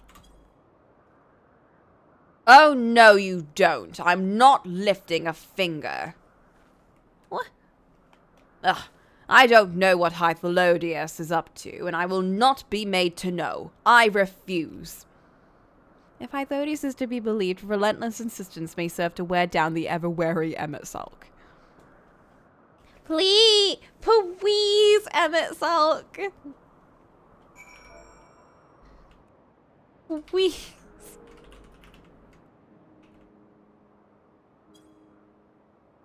It didn't work. What?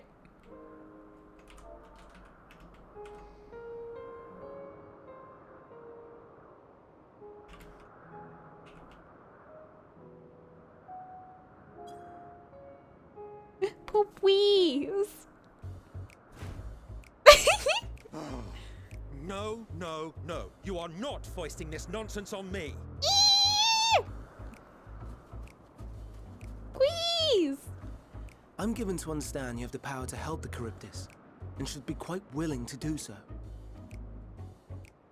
And so I appeal to your better nature, most benevolent Emmett Selk. Please teach her to fly. Please. Or else Hermes will transform. Right now. You will disrobe right now. Now, there's no need to go quite that far. Altruism is its own reward, as I'm sure he would agree. Uh-huh. Oh, would he now? And who contrived to put me in this position, pray tell? I love him. Nothing so devious. I merely suggested a possible course of action. Bro, I love these two so much. Please, Emmett Selk. Please. Please. Please. I would really appreciate it for Come all this Webber. way to play nursemaid to your creations. I'd thank you to remember this favor and let it be the last. Oh my god, he's gonna do it! He really is a grumpy old man.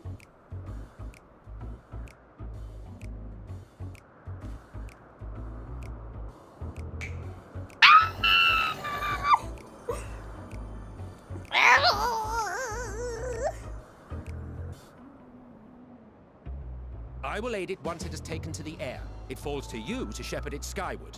Why does he do it with such style? He doesn't have the right to be so cool. Well, let's relax and enjoy the spectacle, shall we? I would love to. I really would. Wait, I can twinsies with you, Emmett. Shall we? Or I'll just sit down. That's cool too. You were wondering why Emmett Selk joined the convocation. Truth be told, he wasn't the first choice for the office. I was, on the strength of my ability to see ether. Oh, damn. But I declined the offer. For though my vision is exceptional, I am pedestrian in all other aspects. Worse even. Quite abysmal when it comes to manipulating ether, for example. Couldn't transform even if I had a mind to do so. What good is the ability to perceive a problem if one cannot act to address it?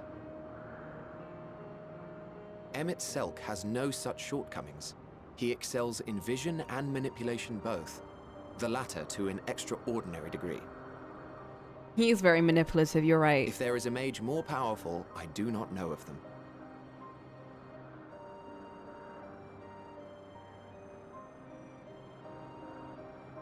Thus did I recommend him for the office in my stead. And I wasn't the only one. Far from it. Countless others vouched for his skill and character.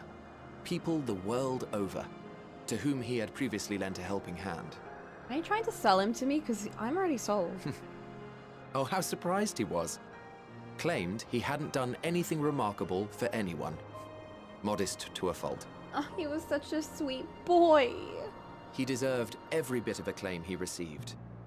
Yet he may well have gone unappreciated were it not for a mutual friend. Oh? A singular soul who can't help but involve herself in the business of others. Where she walks, excitement is certain to follow. Where Her is she? antics irritate Emmett Selk to no end. But much of his grumbling stems from genuine concern.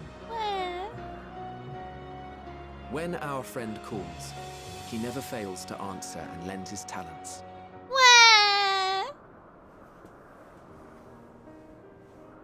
And in the course of doing so, he himself came to be recognized and respected by those around him.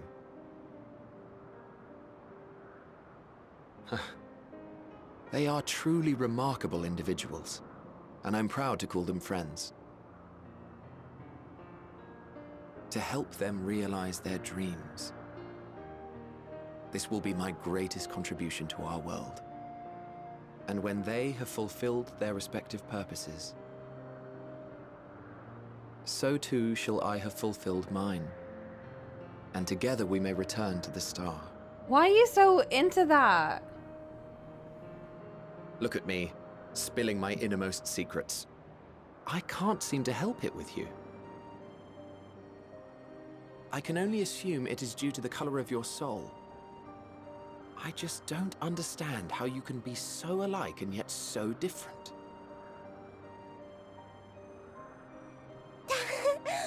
Well done, my pet. Well done!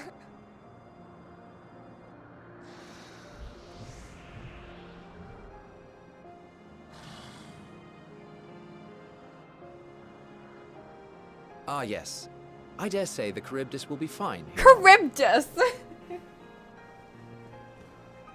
Shut up. Why don't you go and signal to Emmett Selk? Let him know that his arduous task is at an end.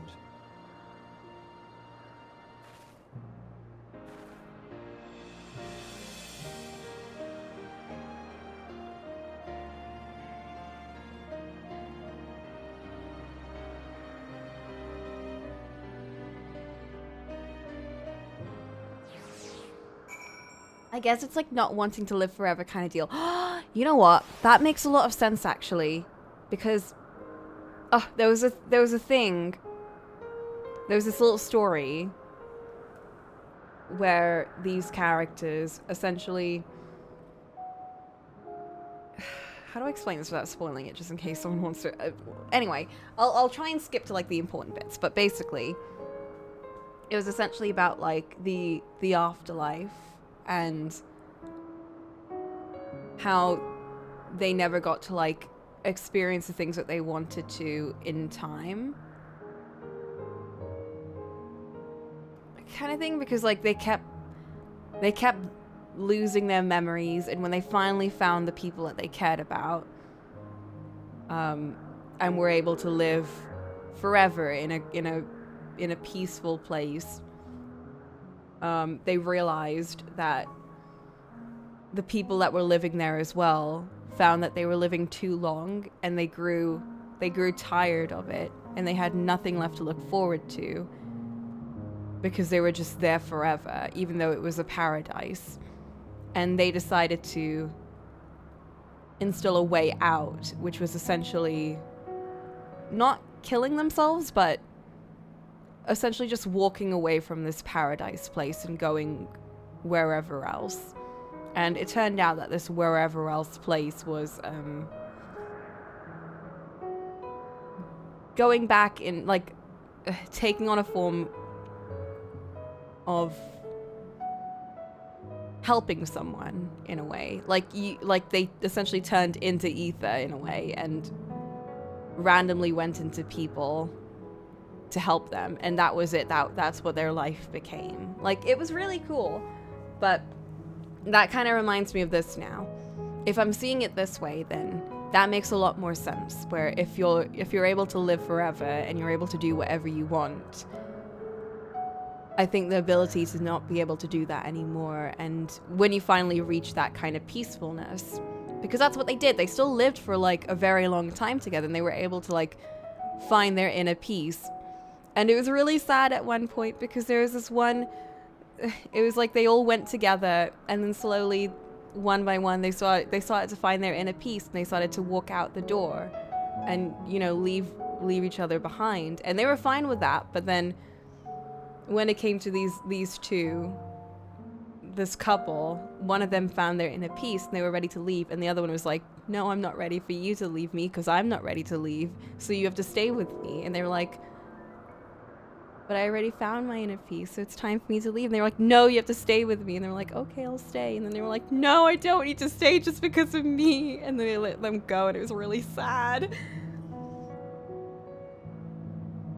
And then the other one finally left. And then it was like, yeah, it was sad. It made me sad. All these like afterlife and judgment stories, and like, you know, it makes me so sad. But it's like when you take it that way, and you realize that they've reached that level of self-actualization, then they've reached a point where they're ready to leave, then I understand it. Rather than like if the convocation to them is the same as, I feel at ease and I've lived a fulfilling life with my friends and I'm ready to leave, even if I'm leaving them behind, but they're okay with that and I'm okay with that, and then they're going to the ether, then I'm okay with it. But if it's like a weird cult where they join the cult and then they finish their cult duties and then they kill themselves, then I'm like, okay, that's a bit weird. But I'm gonna choose to believe it's the former and not that one. Hey, what's up? It's flying. It's really flying, as if it were born to do so. Thank goodness.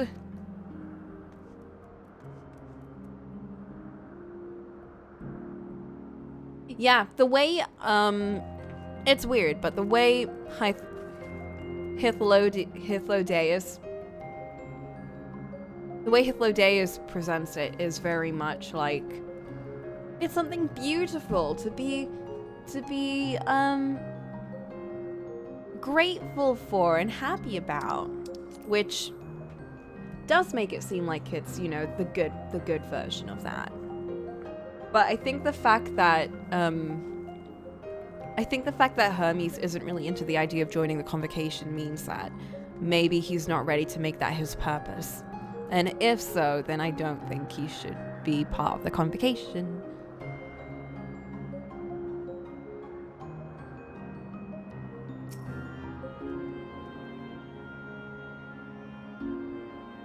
Look, Coco, look!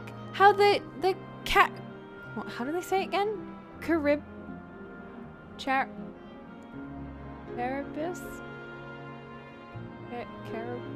How do they say it? I forgot. Caribus? Look how they fly. Wow. Oh my god, I can wave to him. Yes!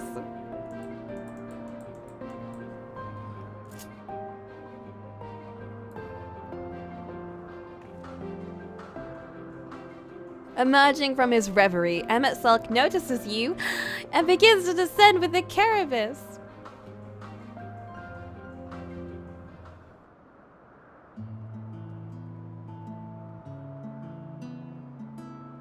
Charybdis. I have no words to express my gratitude. Thanks to you, the Charybdis has learned to fly. Yay!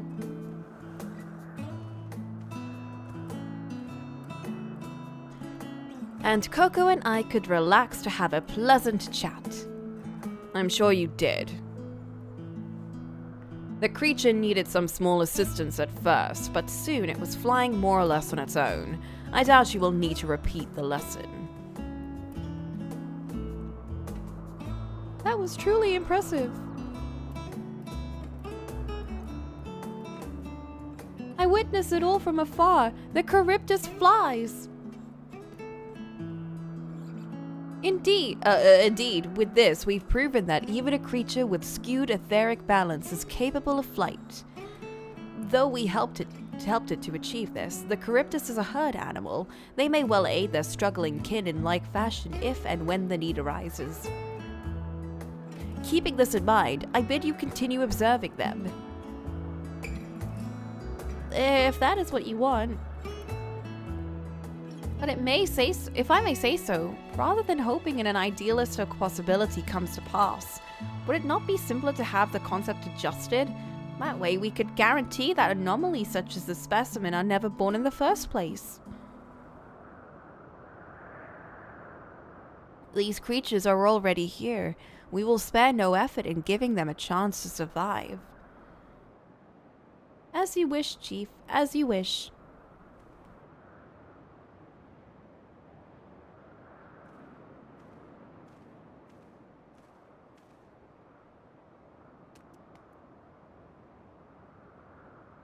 Hermes.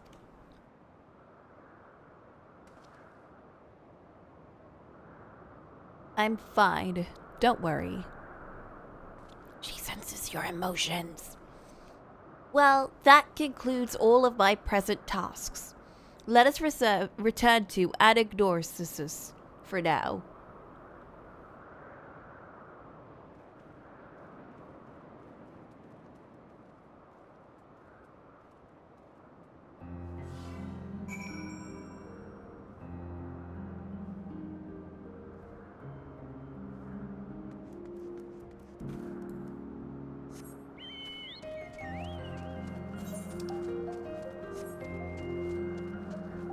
Hey! It's all of the mounts. Interesting. Oops.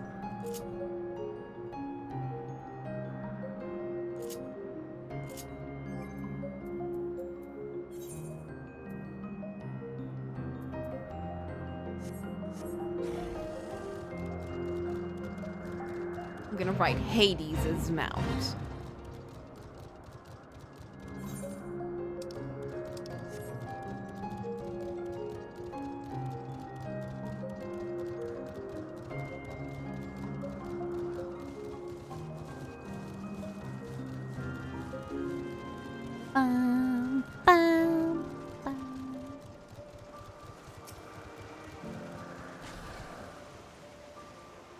Oh, the creations are happy. That makes me happy too.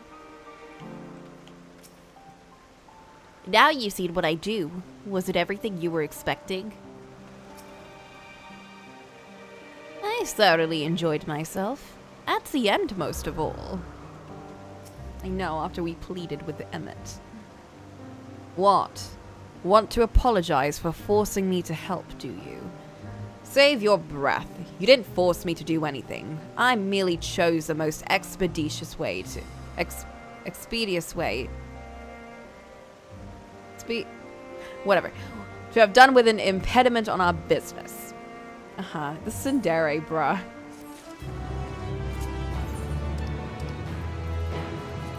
He's so extra.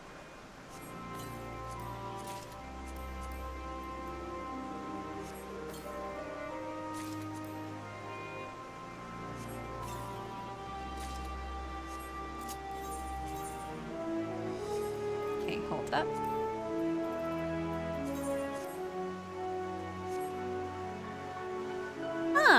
You know what? This doesn't look too bad. But not here.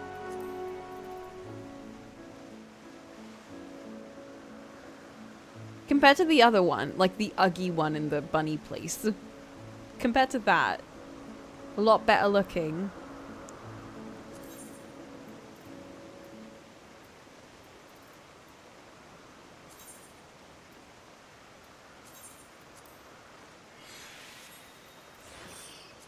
I'm still wearing this.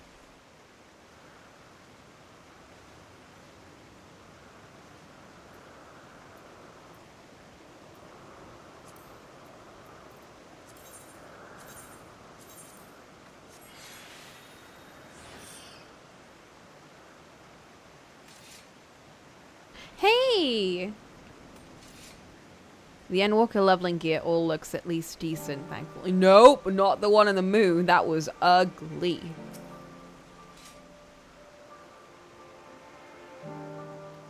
Oh, I'm getting rid of this again. It's so bulky. I want to be like a scholar. I don't want to be a big, thing.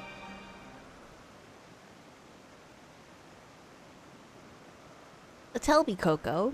In the course of watching me, have you learned aught of value? Nothing so far, but I'm hopeful that will change. Dynamis seems promising. I'm not even sure what I'm looking for, but I don't think I found it yet. Yeah, I'm thinking Dynamis is very much what seems to be what I'm looking for.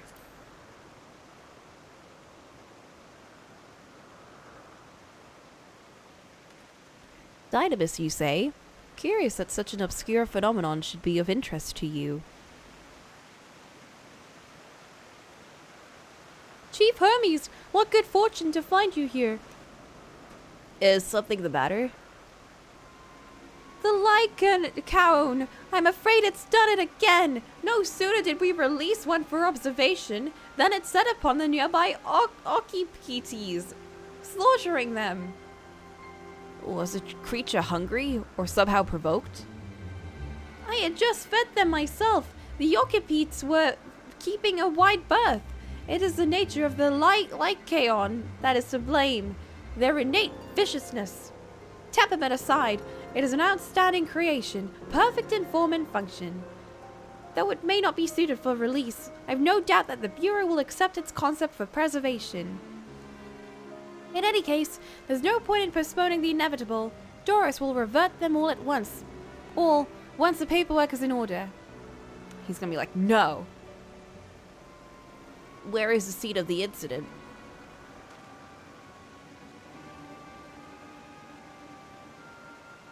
Just past off the path to the 12 Wonders. As you make your way, you should see it on the left. I don't know if Doris is still there, though.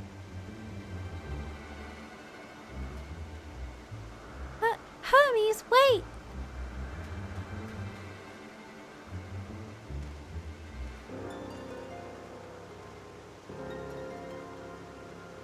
If this is part of his work, then I would observe. We follow. You just want to help.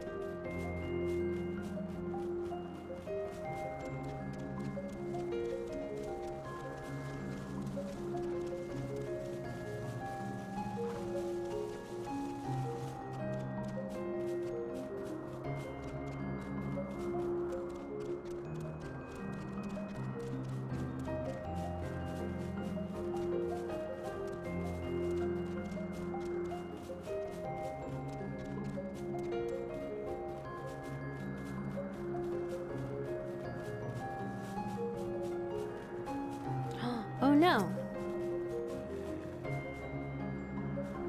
The Occipede is no easy prey. With its hooves and horns, it was designed to be formidable, even on land. Yet they didn't stand a chance against the Lycaon. A fearsome beast, the Lycaon. But where is it now? It's heavy. Hermes' pain. The lacerations and burns are unmistakable. A Lycaon was indeed responsible. But the creature is nowhere to be seen. Doros must have taken it away. The man makes his base at the 12 Wonders. I shall go and seek him out there. Emmett Selk and I will search the area for good measure, just to make sure the Lycaon did not escape. My thanks. Let us meet at the 12 Wonders when you have finished. I will go ahead. Please follow with Coco. Come, come. It's down this path and over the bridge.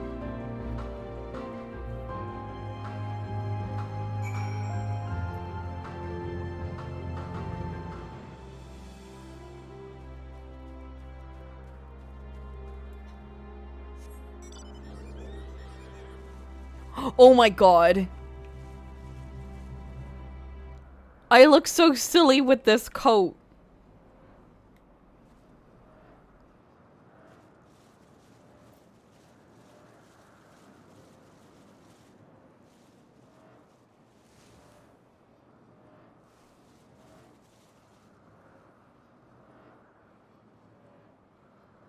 This is just Emmett carrying me around.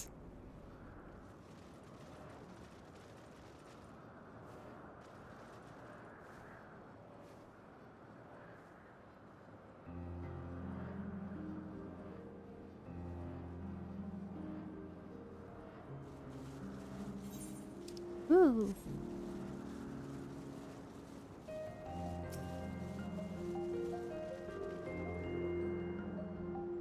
There it is. The 12 Wonders. Hermes is looking for Doros. Let's look for Doros too. He is a man with long blonde hair, I think. I'll know him when I see him. Yo, Meteon, let's go.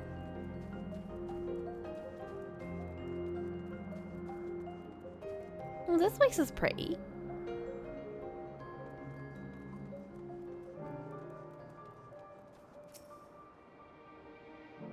What an enchanting familiar. I would be delighted to assist in your little journey of discovery and personal growth. What do you do here? My role is to maintain the wonders, and thus the climate across Elpis. I ensure that our every environment meets the needs of our flora, fauna, and staff, of course. Environs representing each part of Atheros are recreated here in Elpis, that we might gain a robust understanding of our concept's potential. As such, maintaining the appropriate balance region by region is tricky work, but more than worth the effort. I wonder where Elpis is in our Atheros. The 12 Wonders is the wellspring of Elpis's weather, after a fashion. Here do we employ the latest spellcraft from Amarort to maintain and adjust the assorted climes, through which our creations frolic, for test purposes. Naturally, as in any other part of Elpis, we also observe and experiment with said concepts. This conversation being perhaps one such experiment. Oh, I am an experiment. A blonde-haired twink. If you're with Meteon, I assume you're on an errand for Hermes. What can I do for you? Sorry, wrong person. We're looking for Doros. Oh, I see. We do have similar hair, so people often mistake us from afar. I hope you find him soon.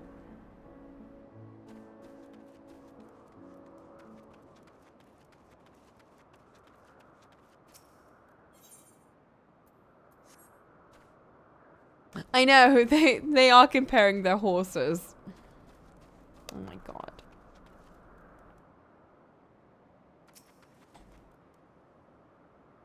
Once I get back and record today's results, I should finally be able to put that report to bed. Not Doris. His hair is long, but the color is wrong. What? But I was so sure. Are you in here? They aren't.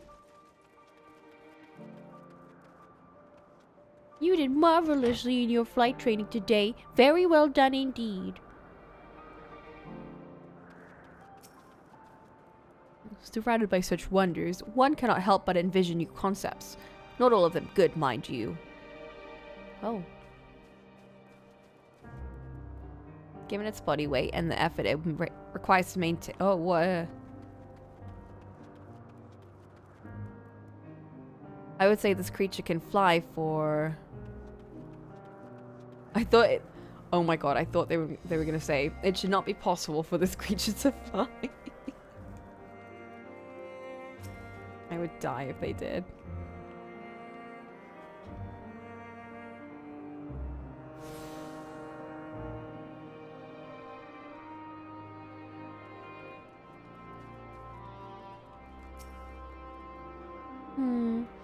Have you seen me eat anything today? Between my observational work and my writing, I've been so busy that I cannot quite recall if I did. I mean, like, with, what's his name?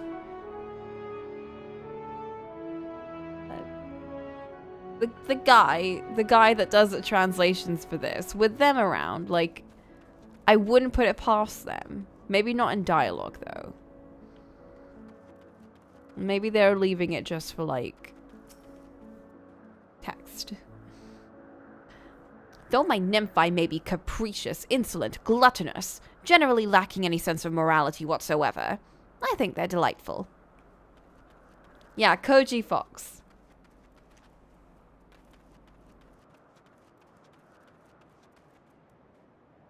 Although I will never forgive what he put down for Moan Breeder's minion. The wind-up toy. That is the one thing that I'm like,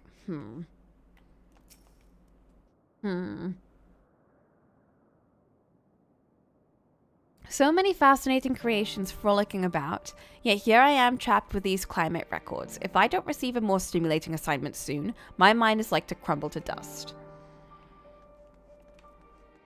Dude, I feel that.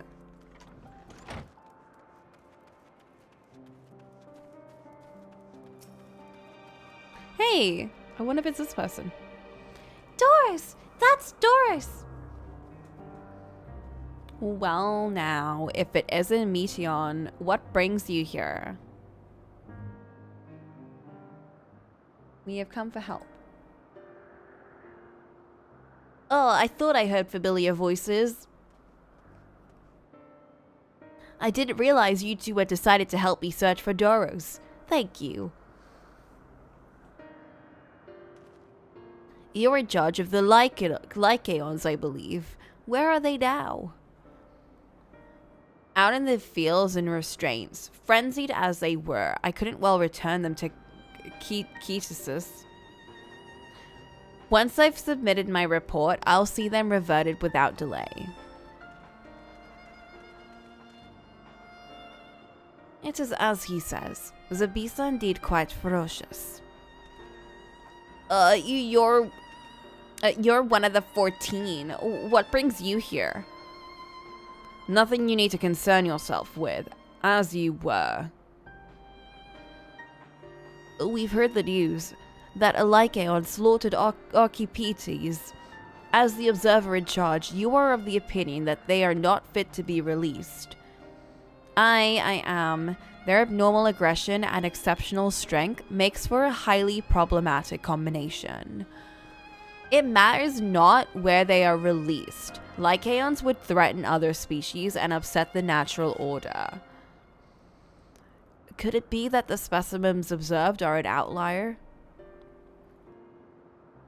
Highly unlikely. We've created a good many of them. All exhibited the same tendencies. Even when we used Kairos to begin with a fresh slate, their behavior was unchanged. Kairos. A memory reconfiguration system. The chief himself created it. It allows us to erase or alter memories, that we may observe creations in different environmental conditions without needing to remake them from scratch. Quite impressive, and potentially dangerous. Depending on the intensity of the etheric emissions, Pashtarot may wish to have words with you. Rest assured, I've kept all values within prescribed limits, and to prevent misuse, its applications are limited to those authorized by Chief Overseer. Do not misunderstand. To manipulate a subject's memories is an intrusive act I deeply abhor, but it is still preferable to execution.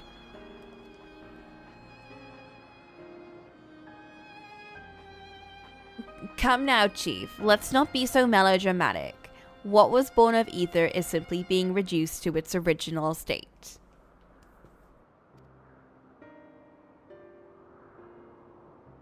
I know the distinctions concern you, but we mustn't lose sight of the bigger picture, making rational choices for the sake of a more prosperous star. Wow, they're really taking the whole return to ether thing a bit too seriously. If a creation cannot be properly studied, even with the aid of Kairos, we remake it. If a creation is deemed a detrimental existence, we unmake it. 'Tis all for the greater good, and none question the necessity of such routine processes. I understand these things, I do. I would never think to unleash a clear and undeniable threat unto the world. Yet, insignificant though their individual lives may be next to all creation, it is all the Lycaons have. Before we seal their fates, we owe it to these beings to exhaust all options, to ensure that nothing has been overlooked. If you insist, let me provide you with a full report, and we may take it from there.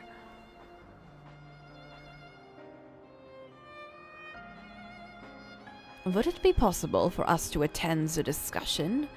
That Emetzelk may better carry out his duties. By all means. Pray show them to the meeting room.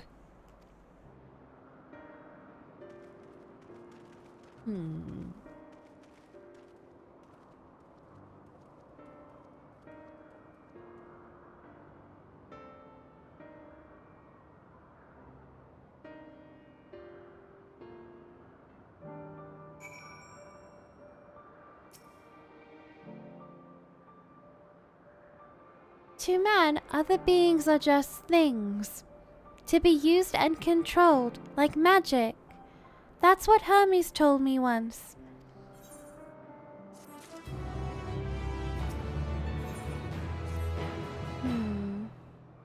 I fear this discussion may take a while, during which time...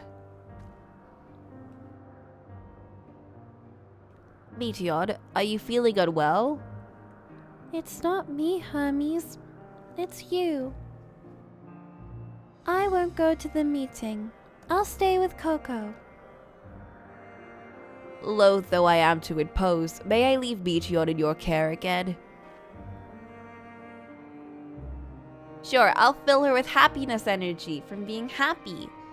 And not being depressy like you, Hermes, because you're kind of bumming me out. I'm in your debt, if you'll excuse me.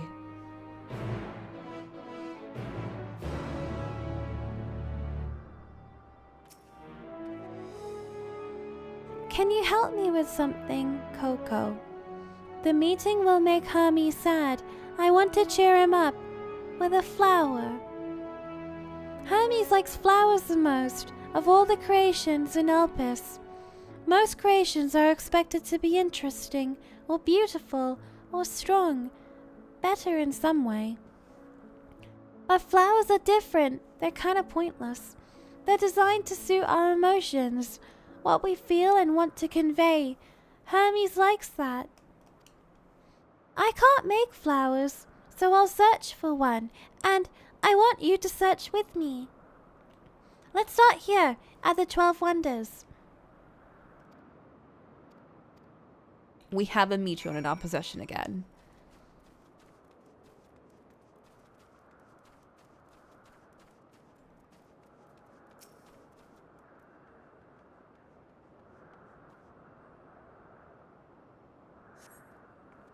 Vibrant purple flowers bigger than your hands adorn the tree. Ooh, so big and bright. I love them. But they might be too bright. You have to think of the recipient. That's what Hermes said. Maybe he's a dull flower type person.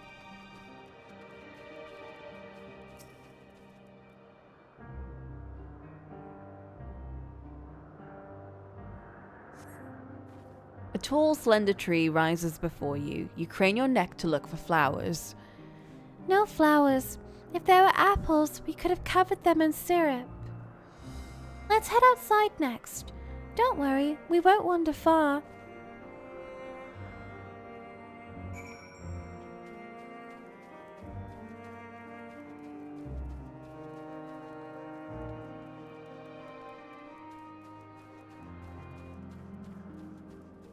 Ooh. Let's just get all the flowers here. An array of beautiful flowers grow in the bed, their mix of colors forming a pattern. Oh. These would be better for Hermes, but they're hedged in. That means we shouldn't touch them. They're either under observation or poisonous. Any other place should be fine though. Let's keep looking.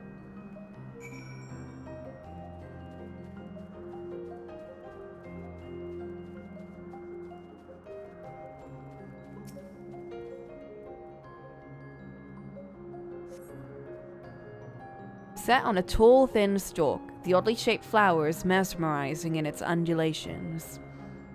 Not that one, please.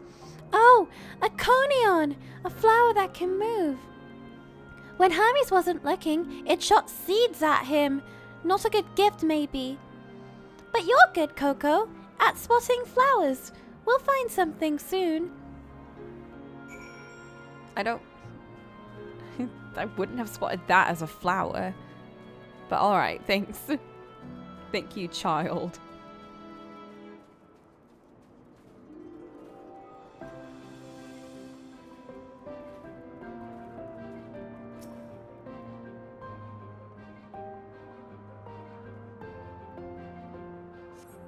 You spy nothing promising nearby.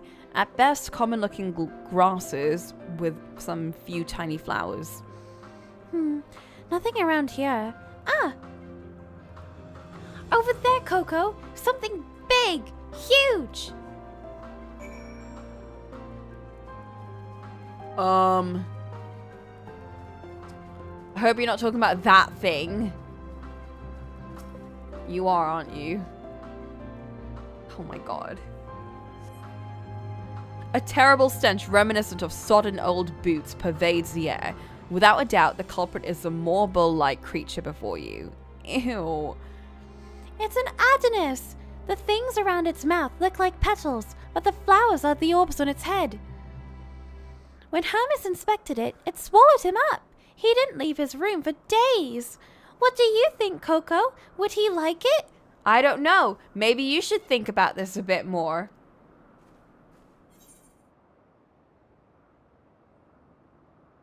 I would rather not go near it, if I'm gonna be real.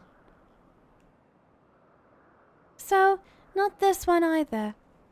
Finding a good flower, it's harder than I thought. I'm sorry, Coco, but could we search a little more? Maybe as far as the fields over there. I'll pick something after that, I promise.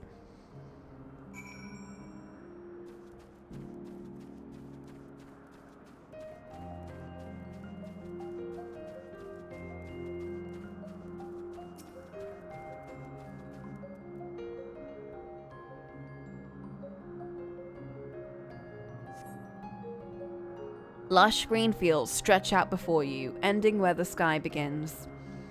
Aw, there's nothing. The shiny thing over there. What could it be? Ooh.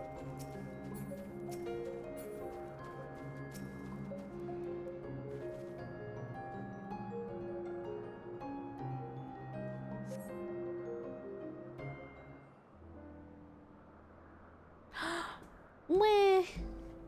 Every time they play the Armor theme, I get so depressing.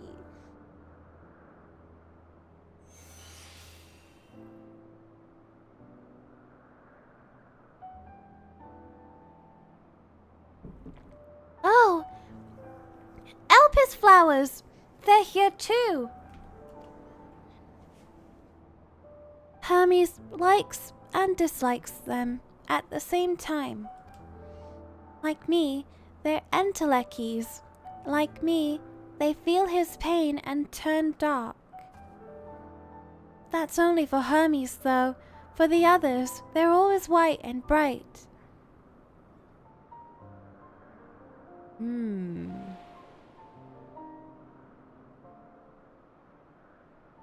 It reacts to the darkness in his heart. Truly, the flower was dark in your home? Then, do you have it too? A dark emotion?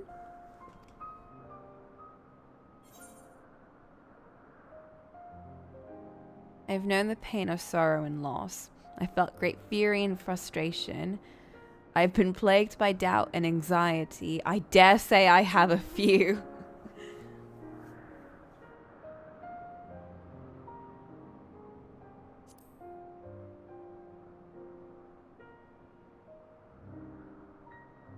I see.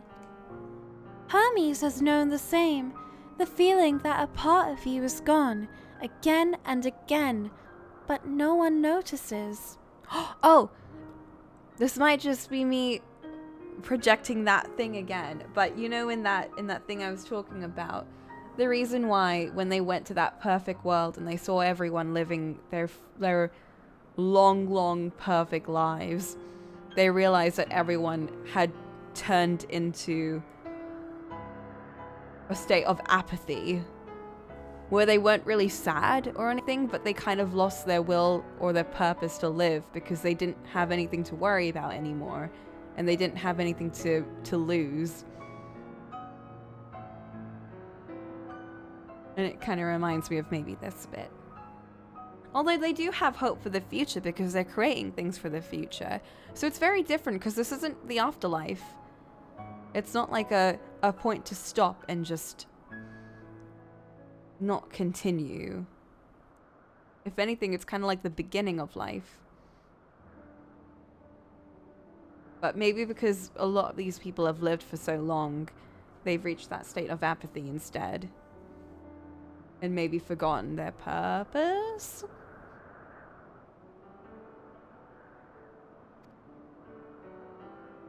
Please, Coco, won't you lend it to me? Your pain and sorrow. I want you to make the flower dark in front of Hermes. He has been in a dark place since before he created me. He needs to know that he isn't there alone, that others are sad too. Oh, Hermes. Don't worry, soon everyone here will be sad. Truly, you'll do it?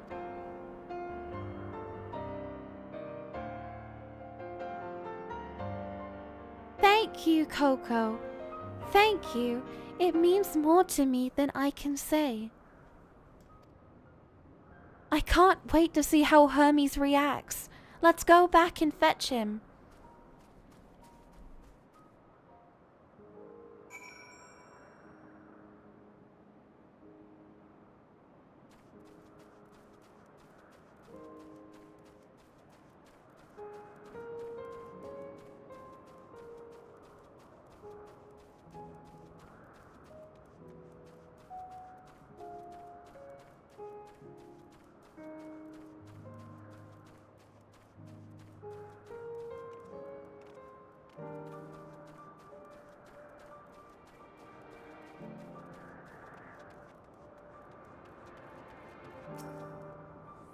It seems they're still talking. Let's wait until they've finished. Yeah, let's have a cup of tea, although you can't drink. Oh, it's nighttime.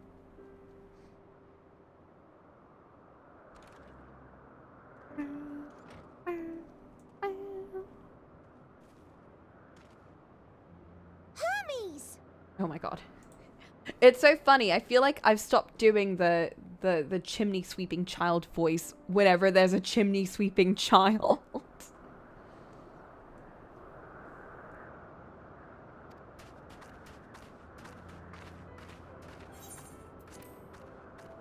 Oh, you were waiting for me. You've finished talking? Yes, we've come to a decision. My thanks for keeping Meteon company. Oh, he's sad. Emmett Selk and Hythlodaeus have already retired to their rooms. There is room for you too, if you would follow me.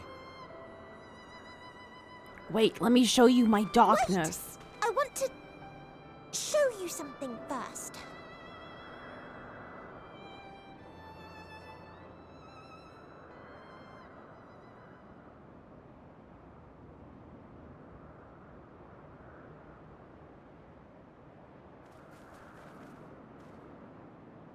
Elpis flowers? Go on. Oh my god, this is such a Reaper thing of me to do. Or maybe a Dark Knight thing of me to do.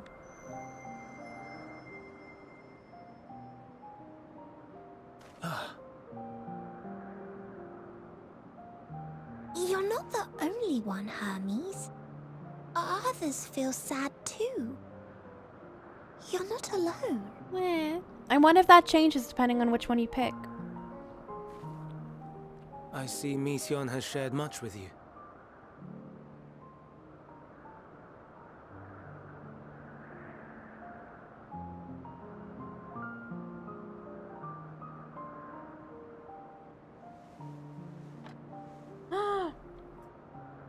Whoa. Green eyes! May we talk a moment? Pretty green eyes.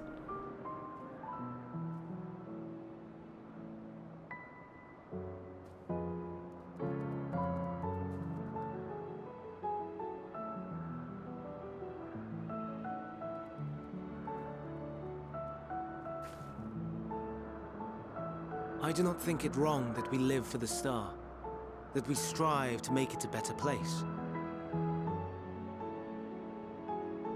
And yet, in carrying out my duties here, there are times when I am plagued by doubt. Do you recall what Hythlodaeus said when we first spoke of my nomination? Death is the privilege of those who have fulfilled their purpose, a choice they embrace of their own free will, and when they depart, it is always beautiful. Perhaps it is, but only for man. Oh. Creations that he deems useless are discarded with nary a second thought. Well. Some scarcely born into the world, afforded a handful of breaths before life and potential are abruptly extinguished. He's got We emotion. make an effort to spare them the pain, but they sense what awaits. Rage and anguish and cower and fear. And it is not beautiful. Yet no one cares. No one. Well. So fixated are we upon the duty that we do not pause to question the method. Pain and suffering, confusion and despair, writ plain in the eyes of those poor creatures. Yet no one sees. We turn a blind eye and carry on in blissful ignorance. Not amiss. And always, always the blossoms shine pure and white.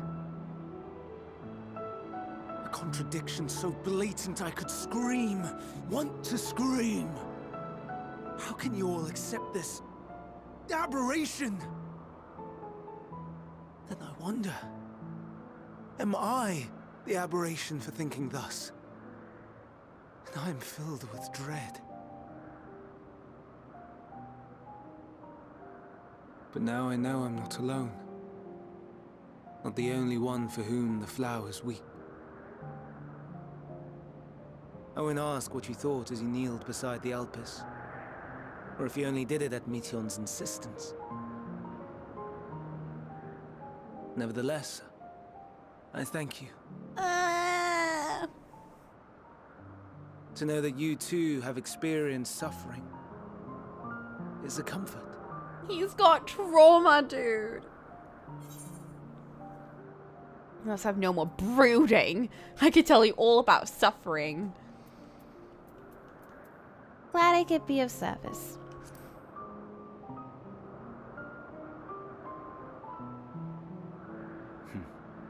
To so willingly lend an ear to ease my burden, you are a strange one.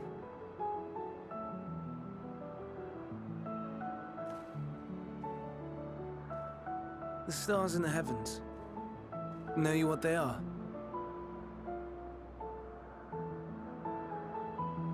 Though it is too far to tell, each glittering light could be a world not unlike Aetheris. A world filled with life. So many stars, so many lives. For us, there may be no higher purpose than to live for our world. But what of the other living beings out there? What is it that gives their lives meaning? That drives them day after day after day? To pose that question to our undiscovered cousins, I created beings of Dynamis, who can traverse the vast emptiness between the stars. Meteon and her sisters. Aye, sisters. She has a great many of them. And they have already departed on their journey, traveling to one star and then the next in search of life. As one might expect, exploration on such a grand scale is rife with difficulties, and thus far I've naught to show for it. But I have faith that we will make some manner of discovery ere long. And when we do, I should be glad to share our findings with you, in gratitude for your kindness.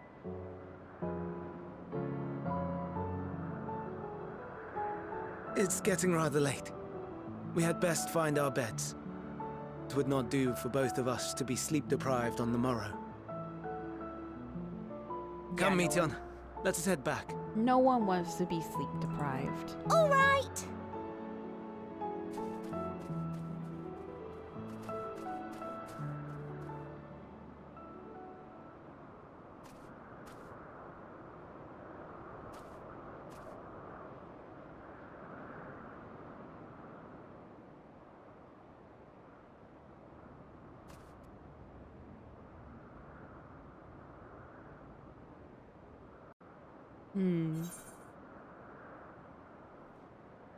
I sense something bad happening to one of his creations.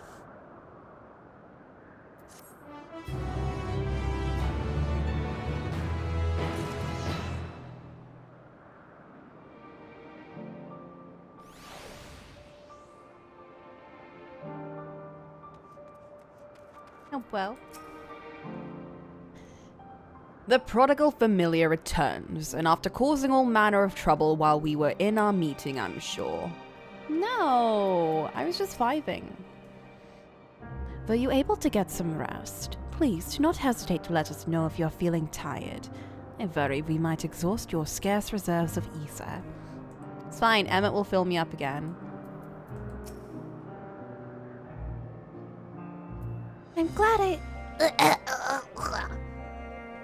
I'm glad Hermes saw the flowers. Thank you, Coco. It will help, I hope. Today will be difficult for him.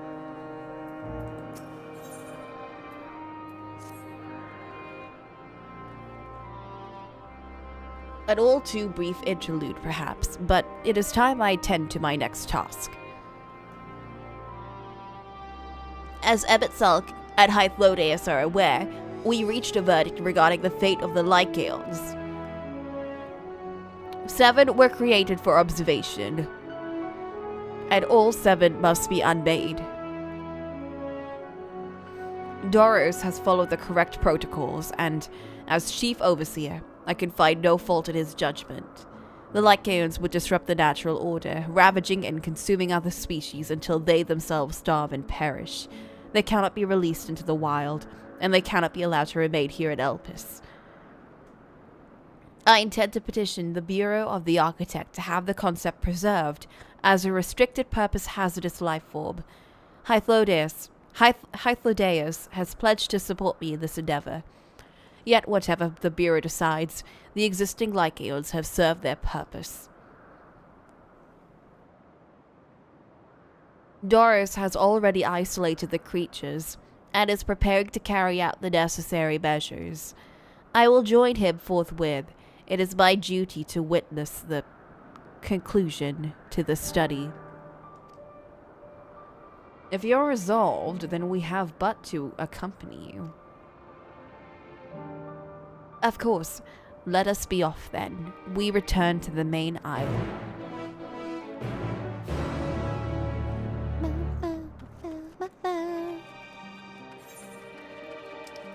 Hey.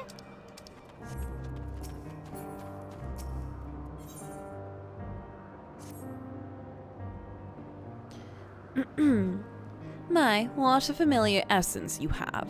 Like that of a familiar, if you're familiar with the concept. Ha ha ha. Oh, just my little joke. Coco, was it? I'm Hippotho. Mew mew.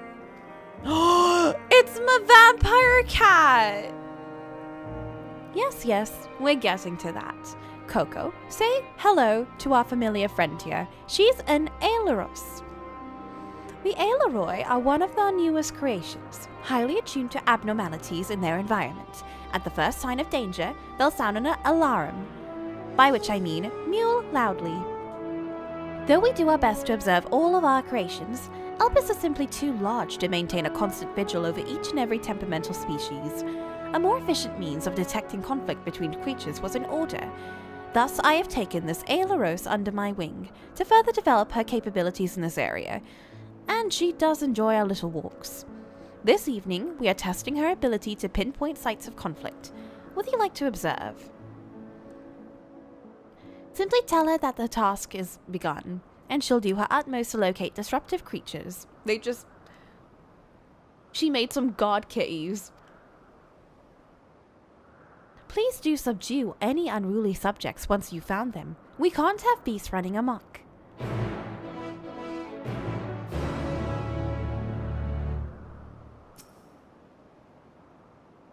Mew mew.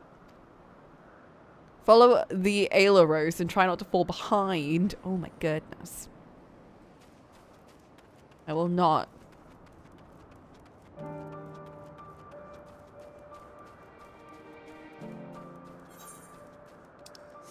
This is my kind of side quest. Hell yeah. Any quest involving following a very cute and adorable gremlin creature.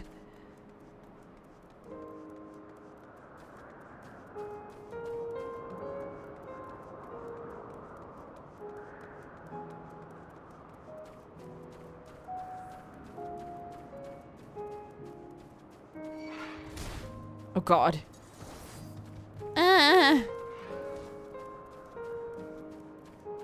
Thanks, friend.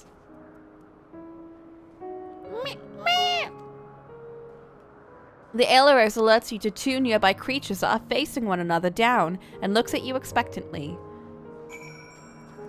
I shall deal with this. Do not worry.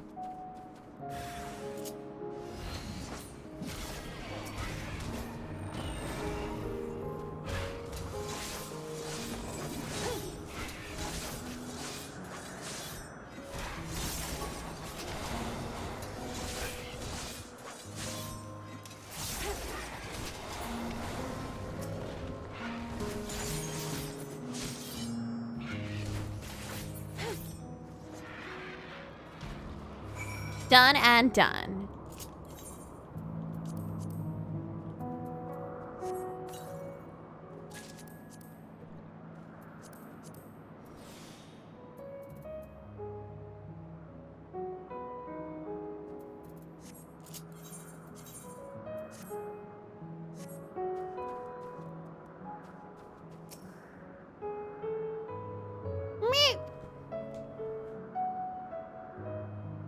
What?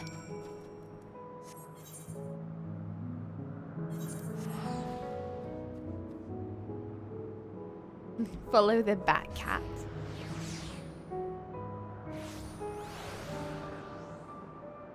I wonder if I should stop soon. I should probably stop at 9 actually. Or around 9-ish. One sec.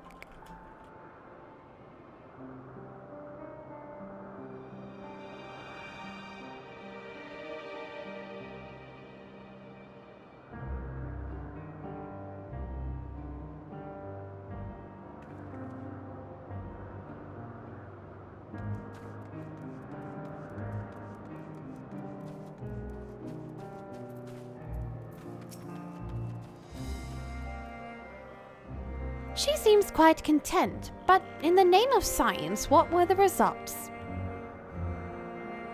As I expected. Well done, little one. Magnificent creatures, the both of you. It's a shame we cannot give you a pair of tiny wings and a bell too, but it's against protocol, I'm afraid. Because I'm a cute little kitty too.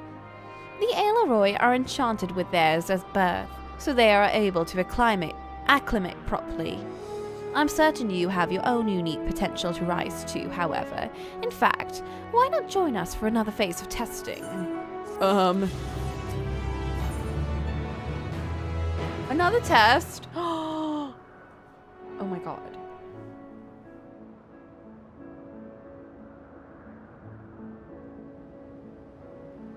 I'm gonna wait until I can fly, and then I'm gonna come back.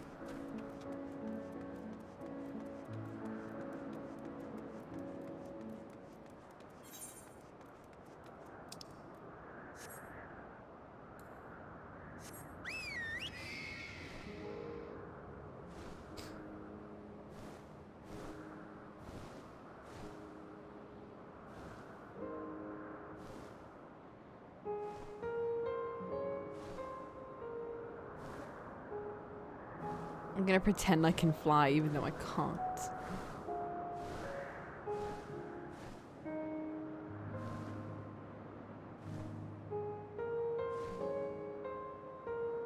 Oh. Uh-oh.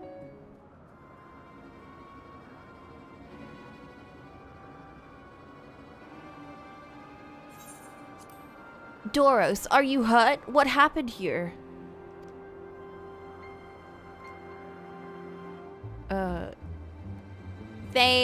They caught me off guard.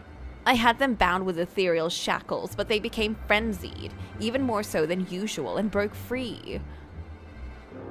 I was able to stop 4. The other 3 escaped. Huh. I see them. 2 have taken to the air above the 12 wonders.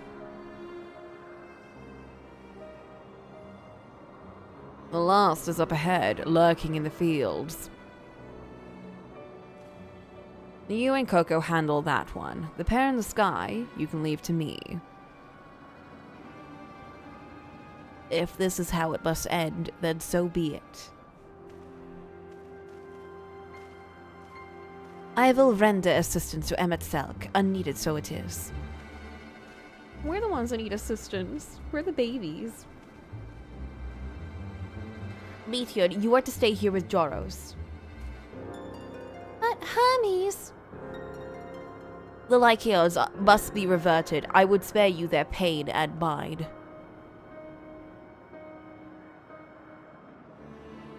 This is my burden, not yours, but if you are intent on helping, then please follow my lead.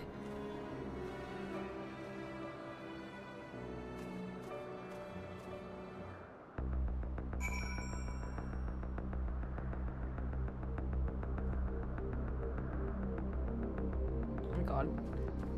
Why is the music picking up?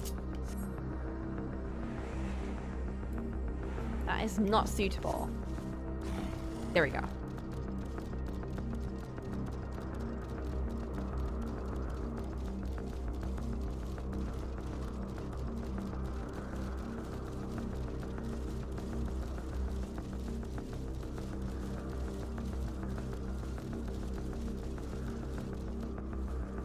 Yeah, I don't know about these things like running around. They seem a bit too dangerous. I'm just saying. I appreciate your help and lament that it is necessary. There it is, our quarry, within striking distance at present, but it feels threatened. It may well flee beyond our reach. Here is my plan. You will approach slowly, in full view, and draw the Lycaon's attention. Now, I warn you, its abilities are as fiery as its temperament. Once it spots you, it will unleash orbs of flame, but fear not. By my measure, you are more than equal to the task. Withstand the onslaught for a few brief moments, and that will give me time to catch it unawares. Ready? Then let us begin.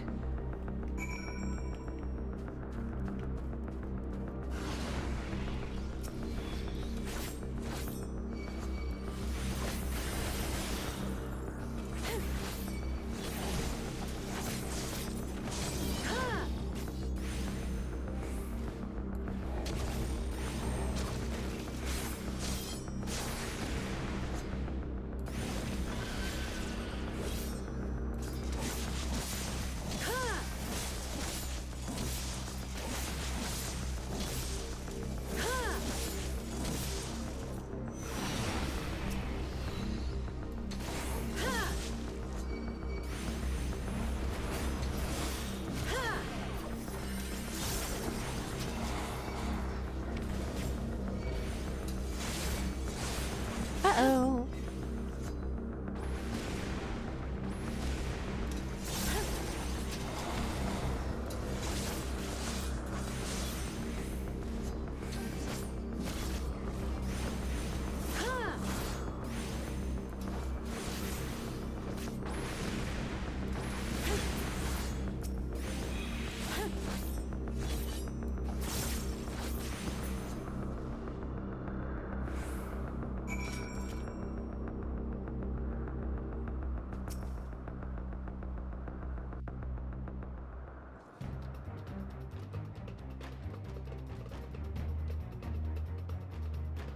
Now. Oh.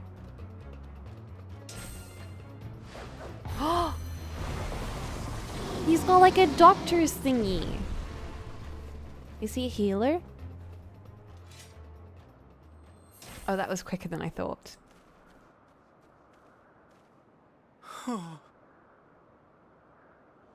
Forgive me.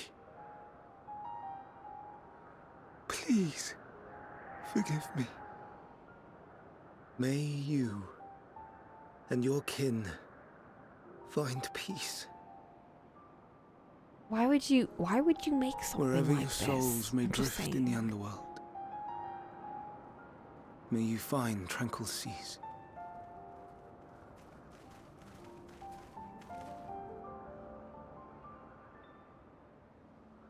Be not forgotten, in concept endure, to reclaim form and one day live again. Serve not the star, or any purpose save your own. Live again, if that be your desire.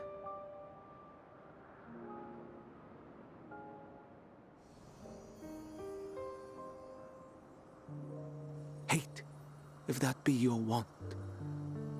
We are worthy, but leave your suffering behind.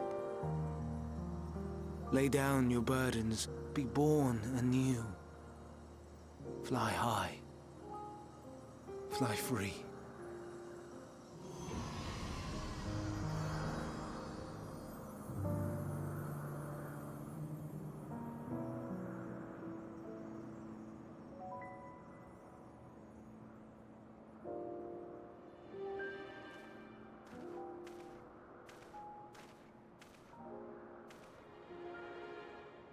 Join the convocation, Hermes. Interesting time to ask him You do that. not belong here. Ooh. Leave to replace another. To be replaced. It changes nothing. Tell me, do you think it right that we sacrifice all these lives for the sake of the star? And when the star has reached perfection, what then? If all who are satisfied choose to die, shall we all die in satisfaction?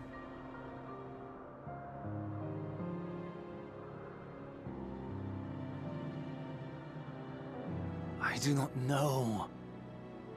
Were I to take up the seat of Fandaniel, it would be tantamount to approving my predecessor's death. I do not know if it is right. And to be torn by such thoughts, I do not know if I am fit to represent mankind. Hermes! Please don't be angry. It hurts so.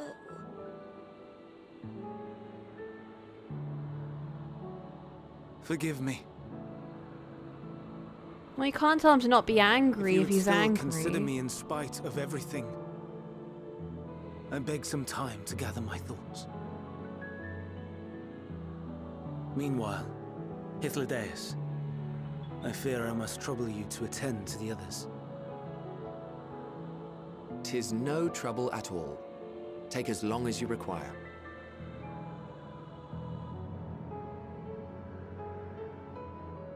And you, my friend, I pray you find that which you seek.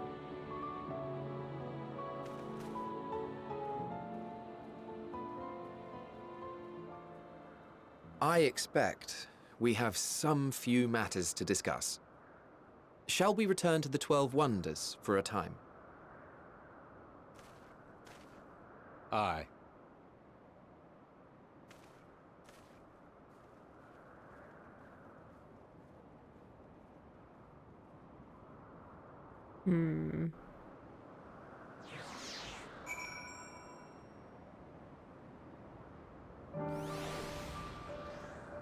I wonder.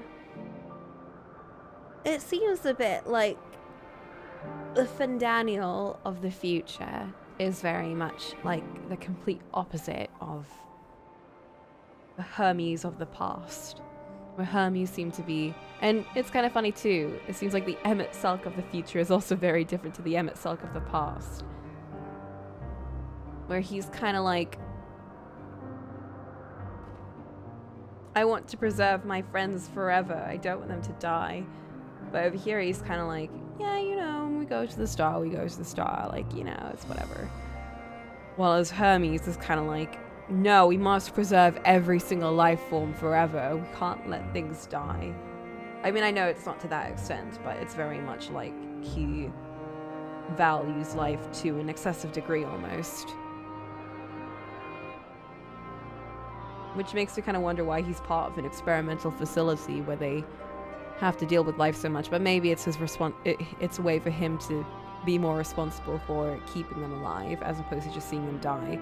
But at the same time, it's a bit like, I feel like you're putting yourself in a situation where you're letting yourself get hurt extra by being around the things that are making you even more upset.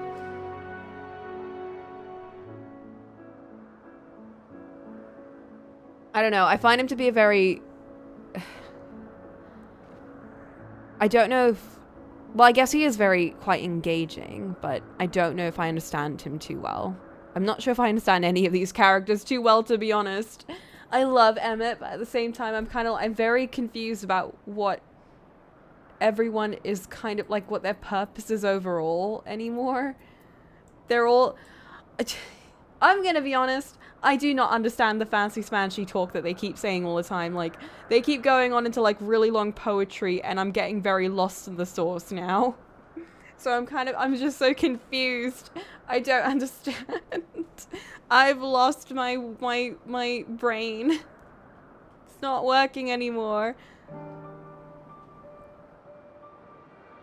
I just want people to speak normal. Why is everyone Urian J now? All these like scholarly folks, like, please. It's making me so hard to tell what anyone's motivation is. They just keep saying things and I'm like, I think I get what you mean, but I also don't. You know what? It's because we're in the land of the philosophers and they're all saying things like philosophers would, and I'm like, I don't understand philosophy, dude.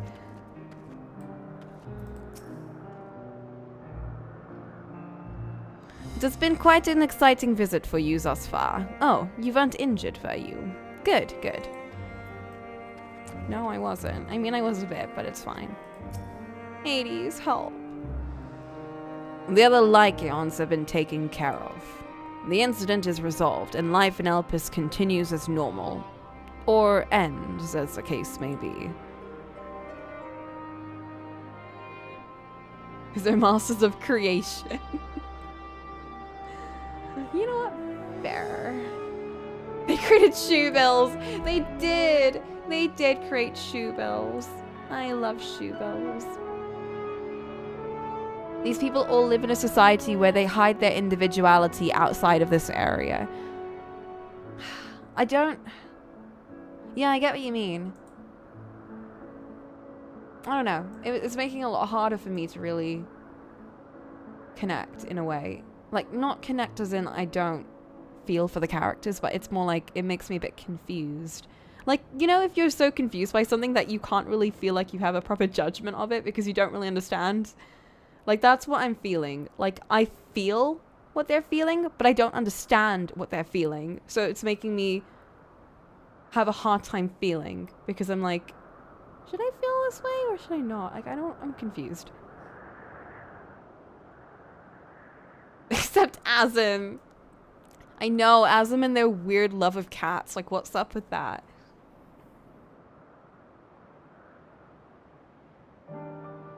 Rationally speaking, I understand Hermes' argument. No matter how well... It's, like, I'm gonna be honest. It's hard for me to even, like, say this out loud because I feel like saying it is sort of making a judgment that I don't even have.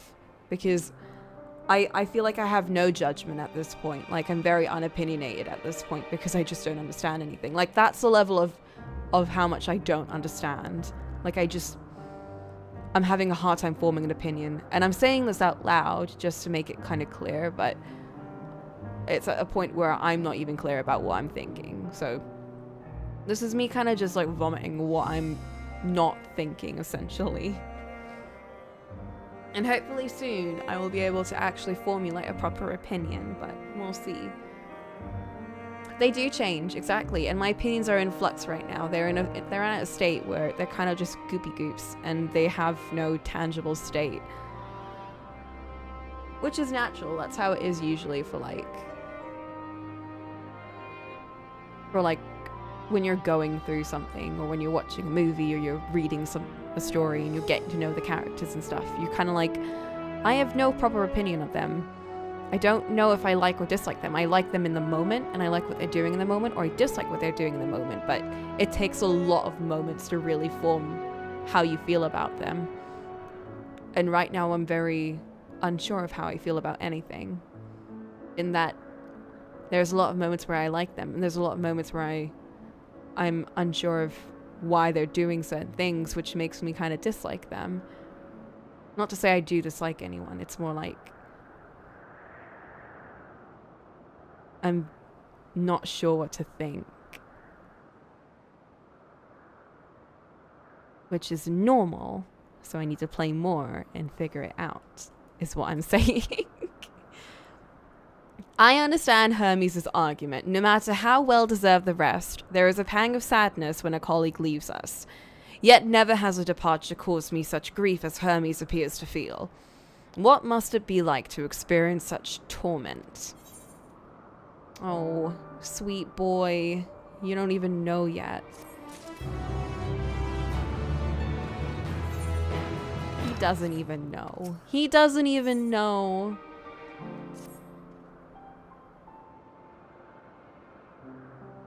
You have opinions about certain characters right now, but you don't express such a laughter. Yeah, that's fair. Thank you, Flint. I appreciate. I know I keep, like...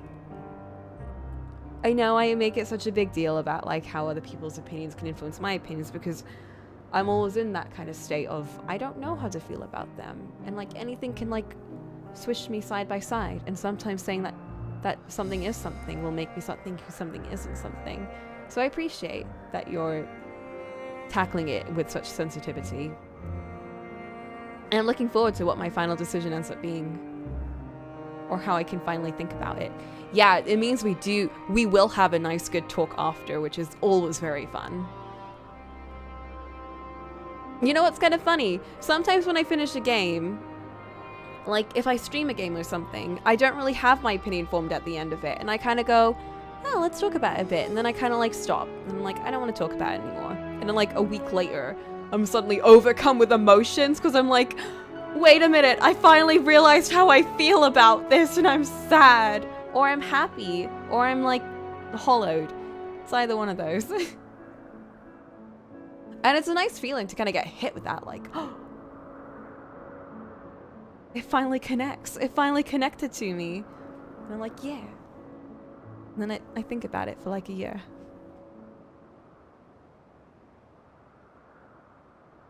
Where to now? If there is anywhere you would like to visit before we leave, I should be glad to show you the way. Hermes has not yet outright refused his position with the convict. He has said very explicitly that he does not like the idea. I mean, I know he hasn't shut you down completely, but I'm just saying, if you have a different option, maybe go for them. Merely postpone the decision. As such, I may as well resume my assessment. If we cannot accompany him, then I will content myself with questioning his colleagues. Ever the pragmatist, then allow me to remain your humble guide. And what of you, Coco? Will you continue along with us? Wonderful. Our fellowship travels on unbroken. I say we explore another part of Elpis and see what new encounters there are to be had. If you would follow me, we will first head back towards Anagnorisis.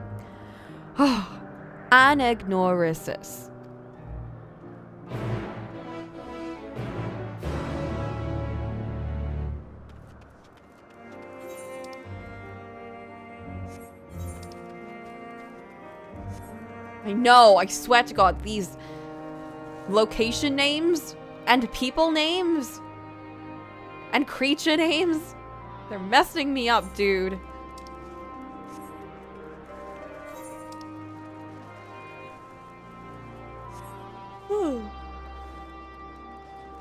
Okay, it's 9 p.m.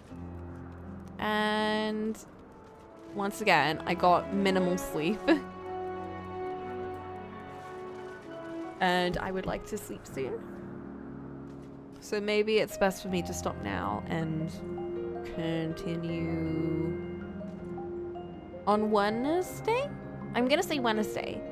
I think I want tomorrow to make some food and like do other household things that I should probably do that I'm being putting off.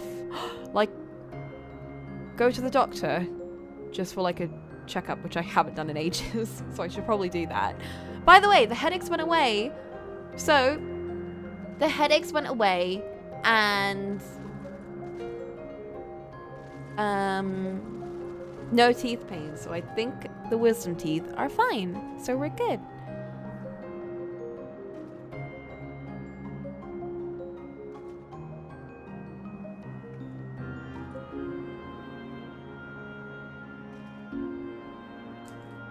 But I'll get the checkup anyway.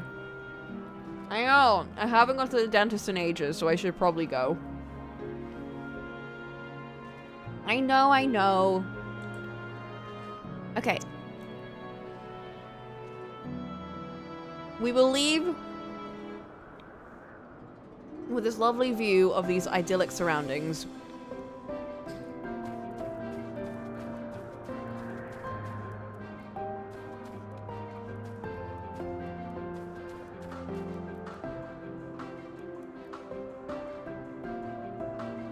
To hang by a tree, but okay, never mind. I guess I want it to be cool, but it's fine.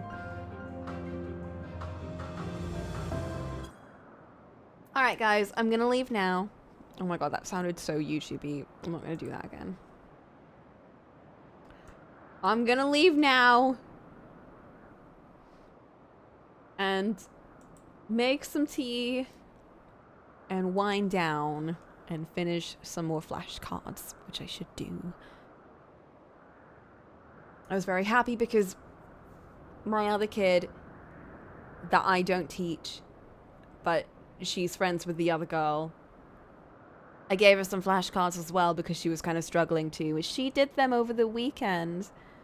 I'm very happy she used them. So I'm going to make more for both of them so they can both use it because their exams are coming soon and I'm kind of worried. So, you know.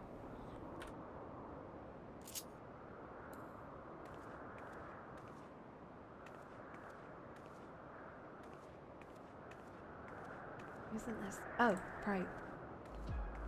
There we go.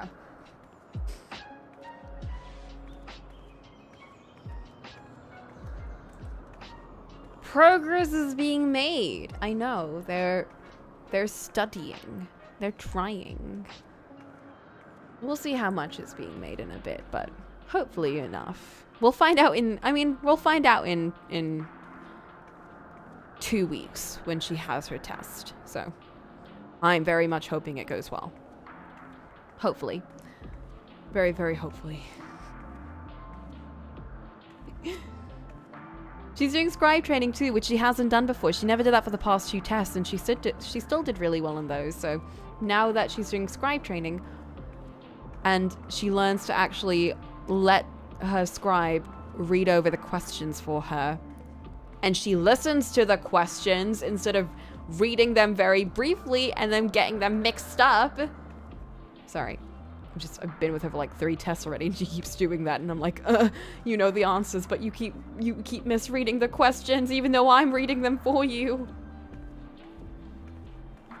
It's fine. It's fine. She's doing scribe training. She'll be fine. I worry. But, you know. I'll see you guys later. And hopefully tomorrow is a nice day like today was. And very sunny and very nice. And I'll see you later.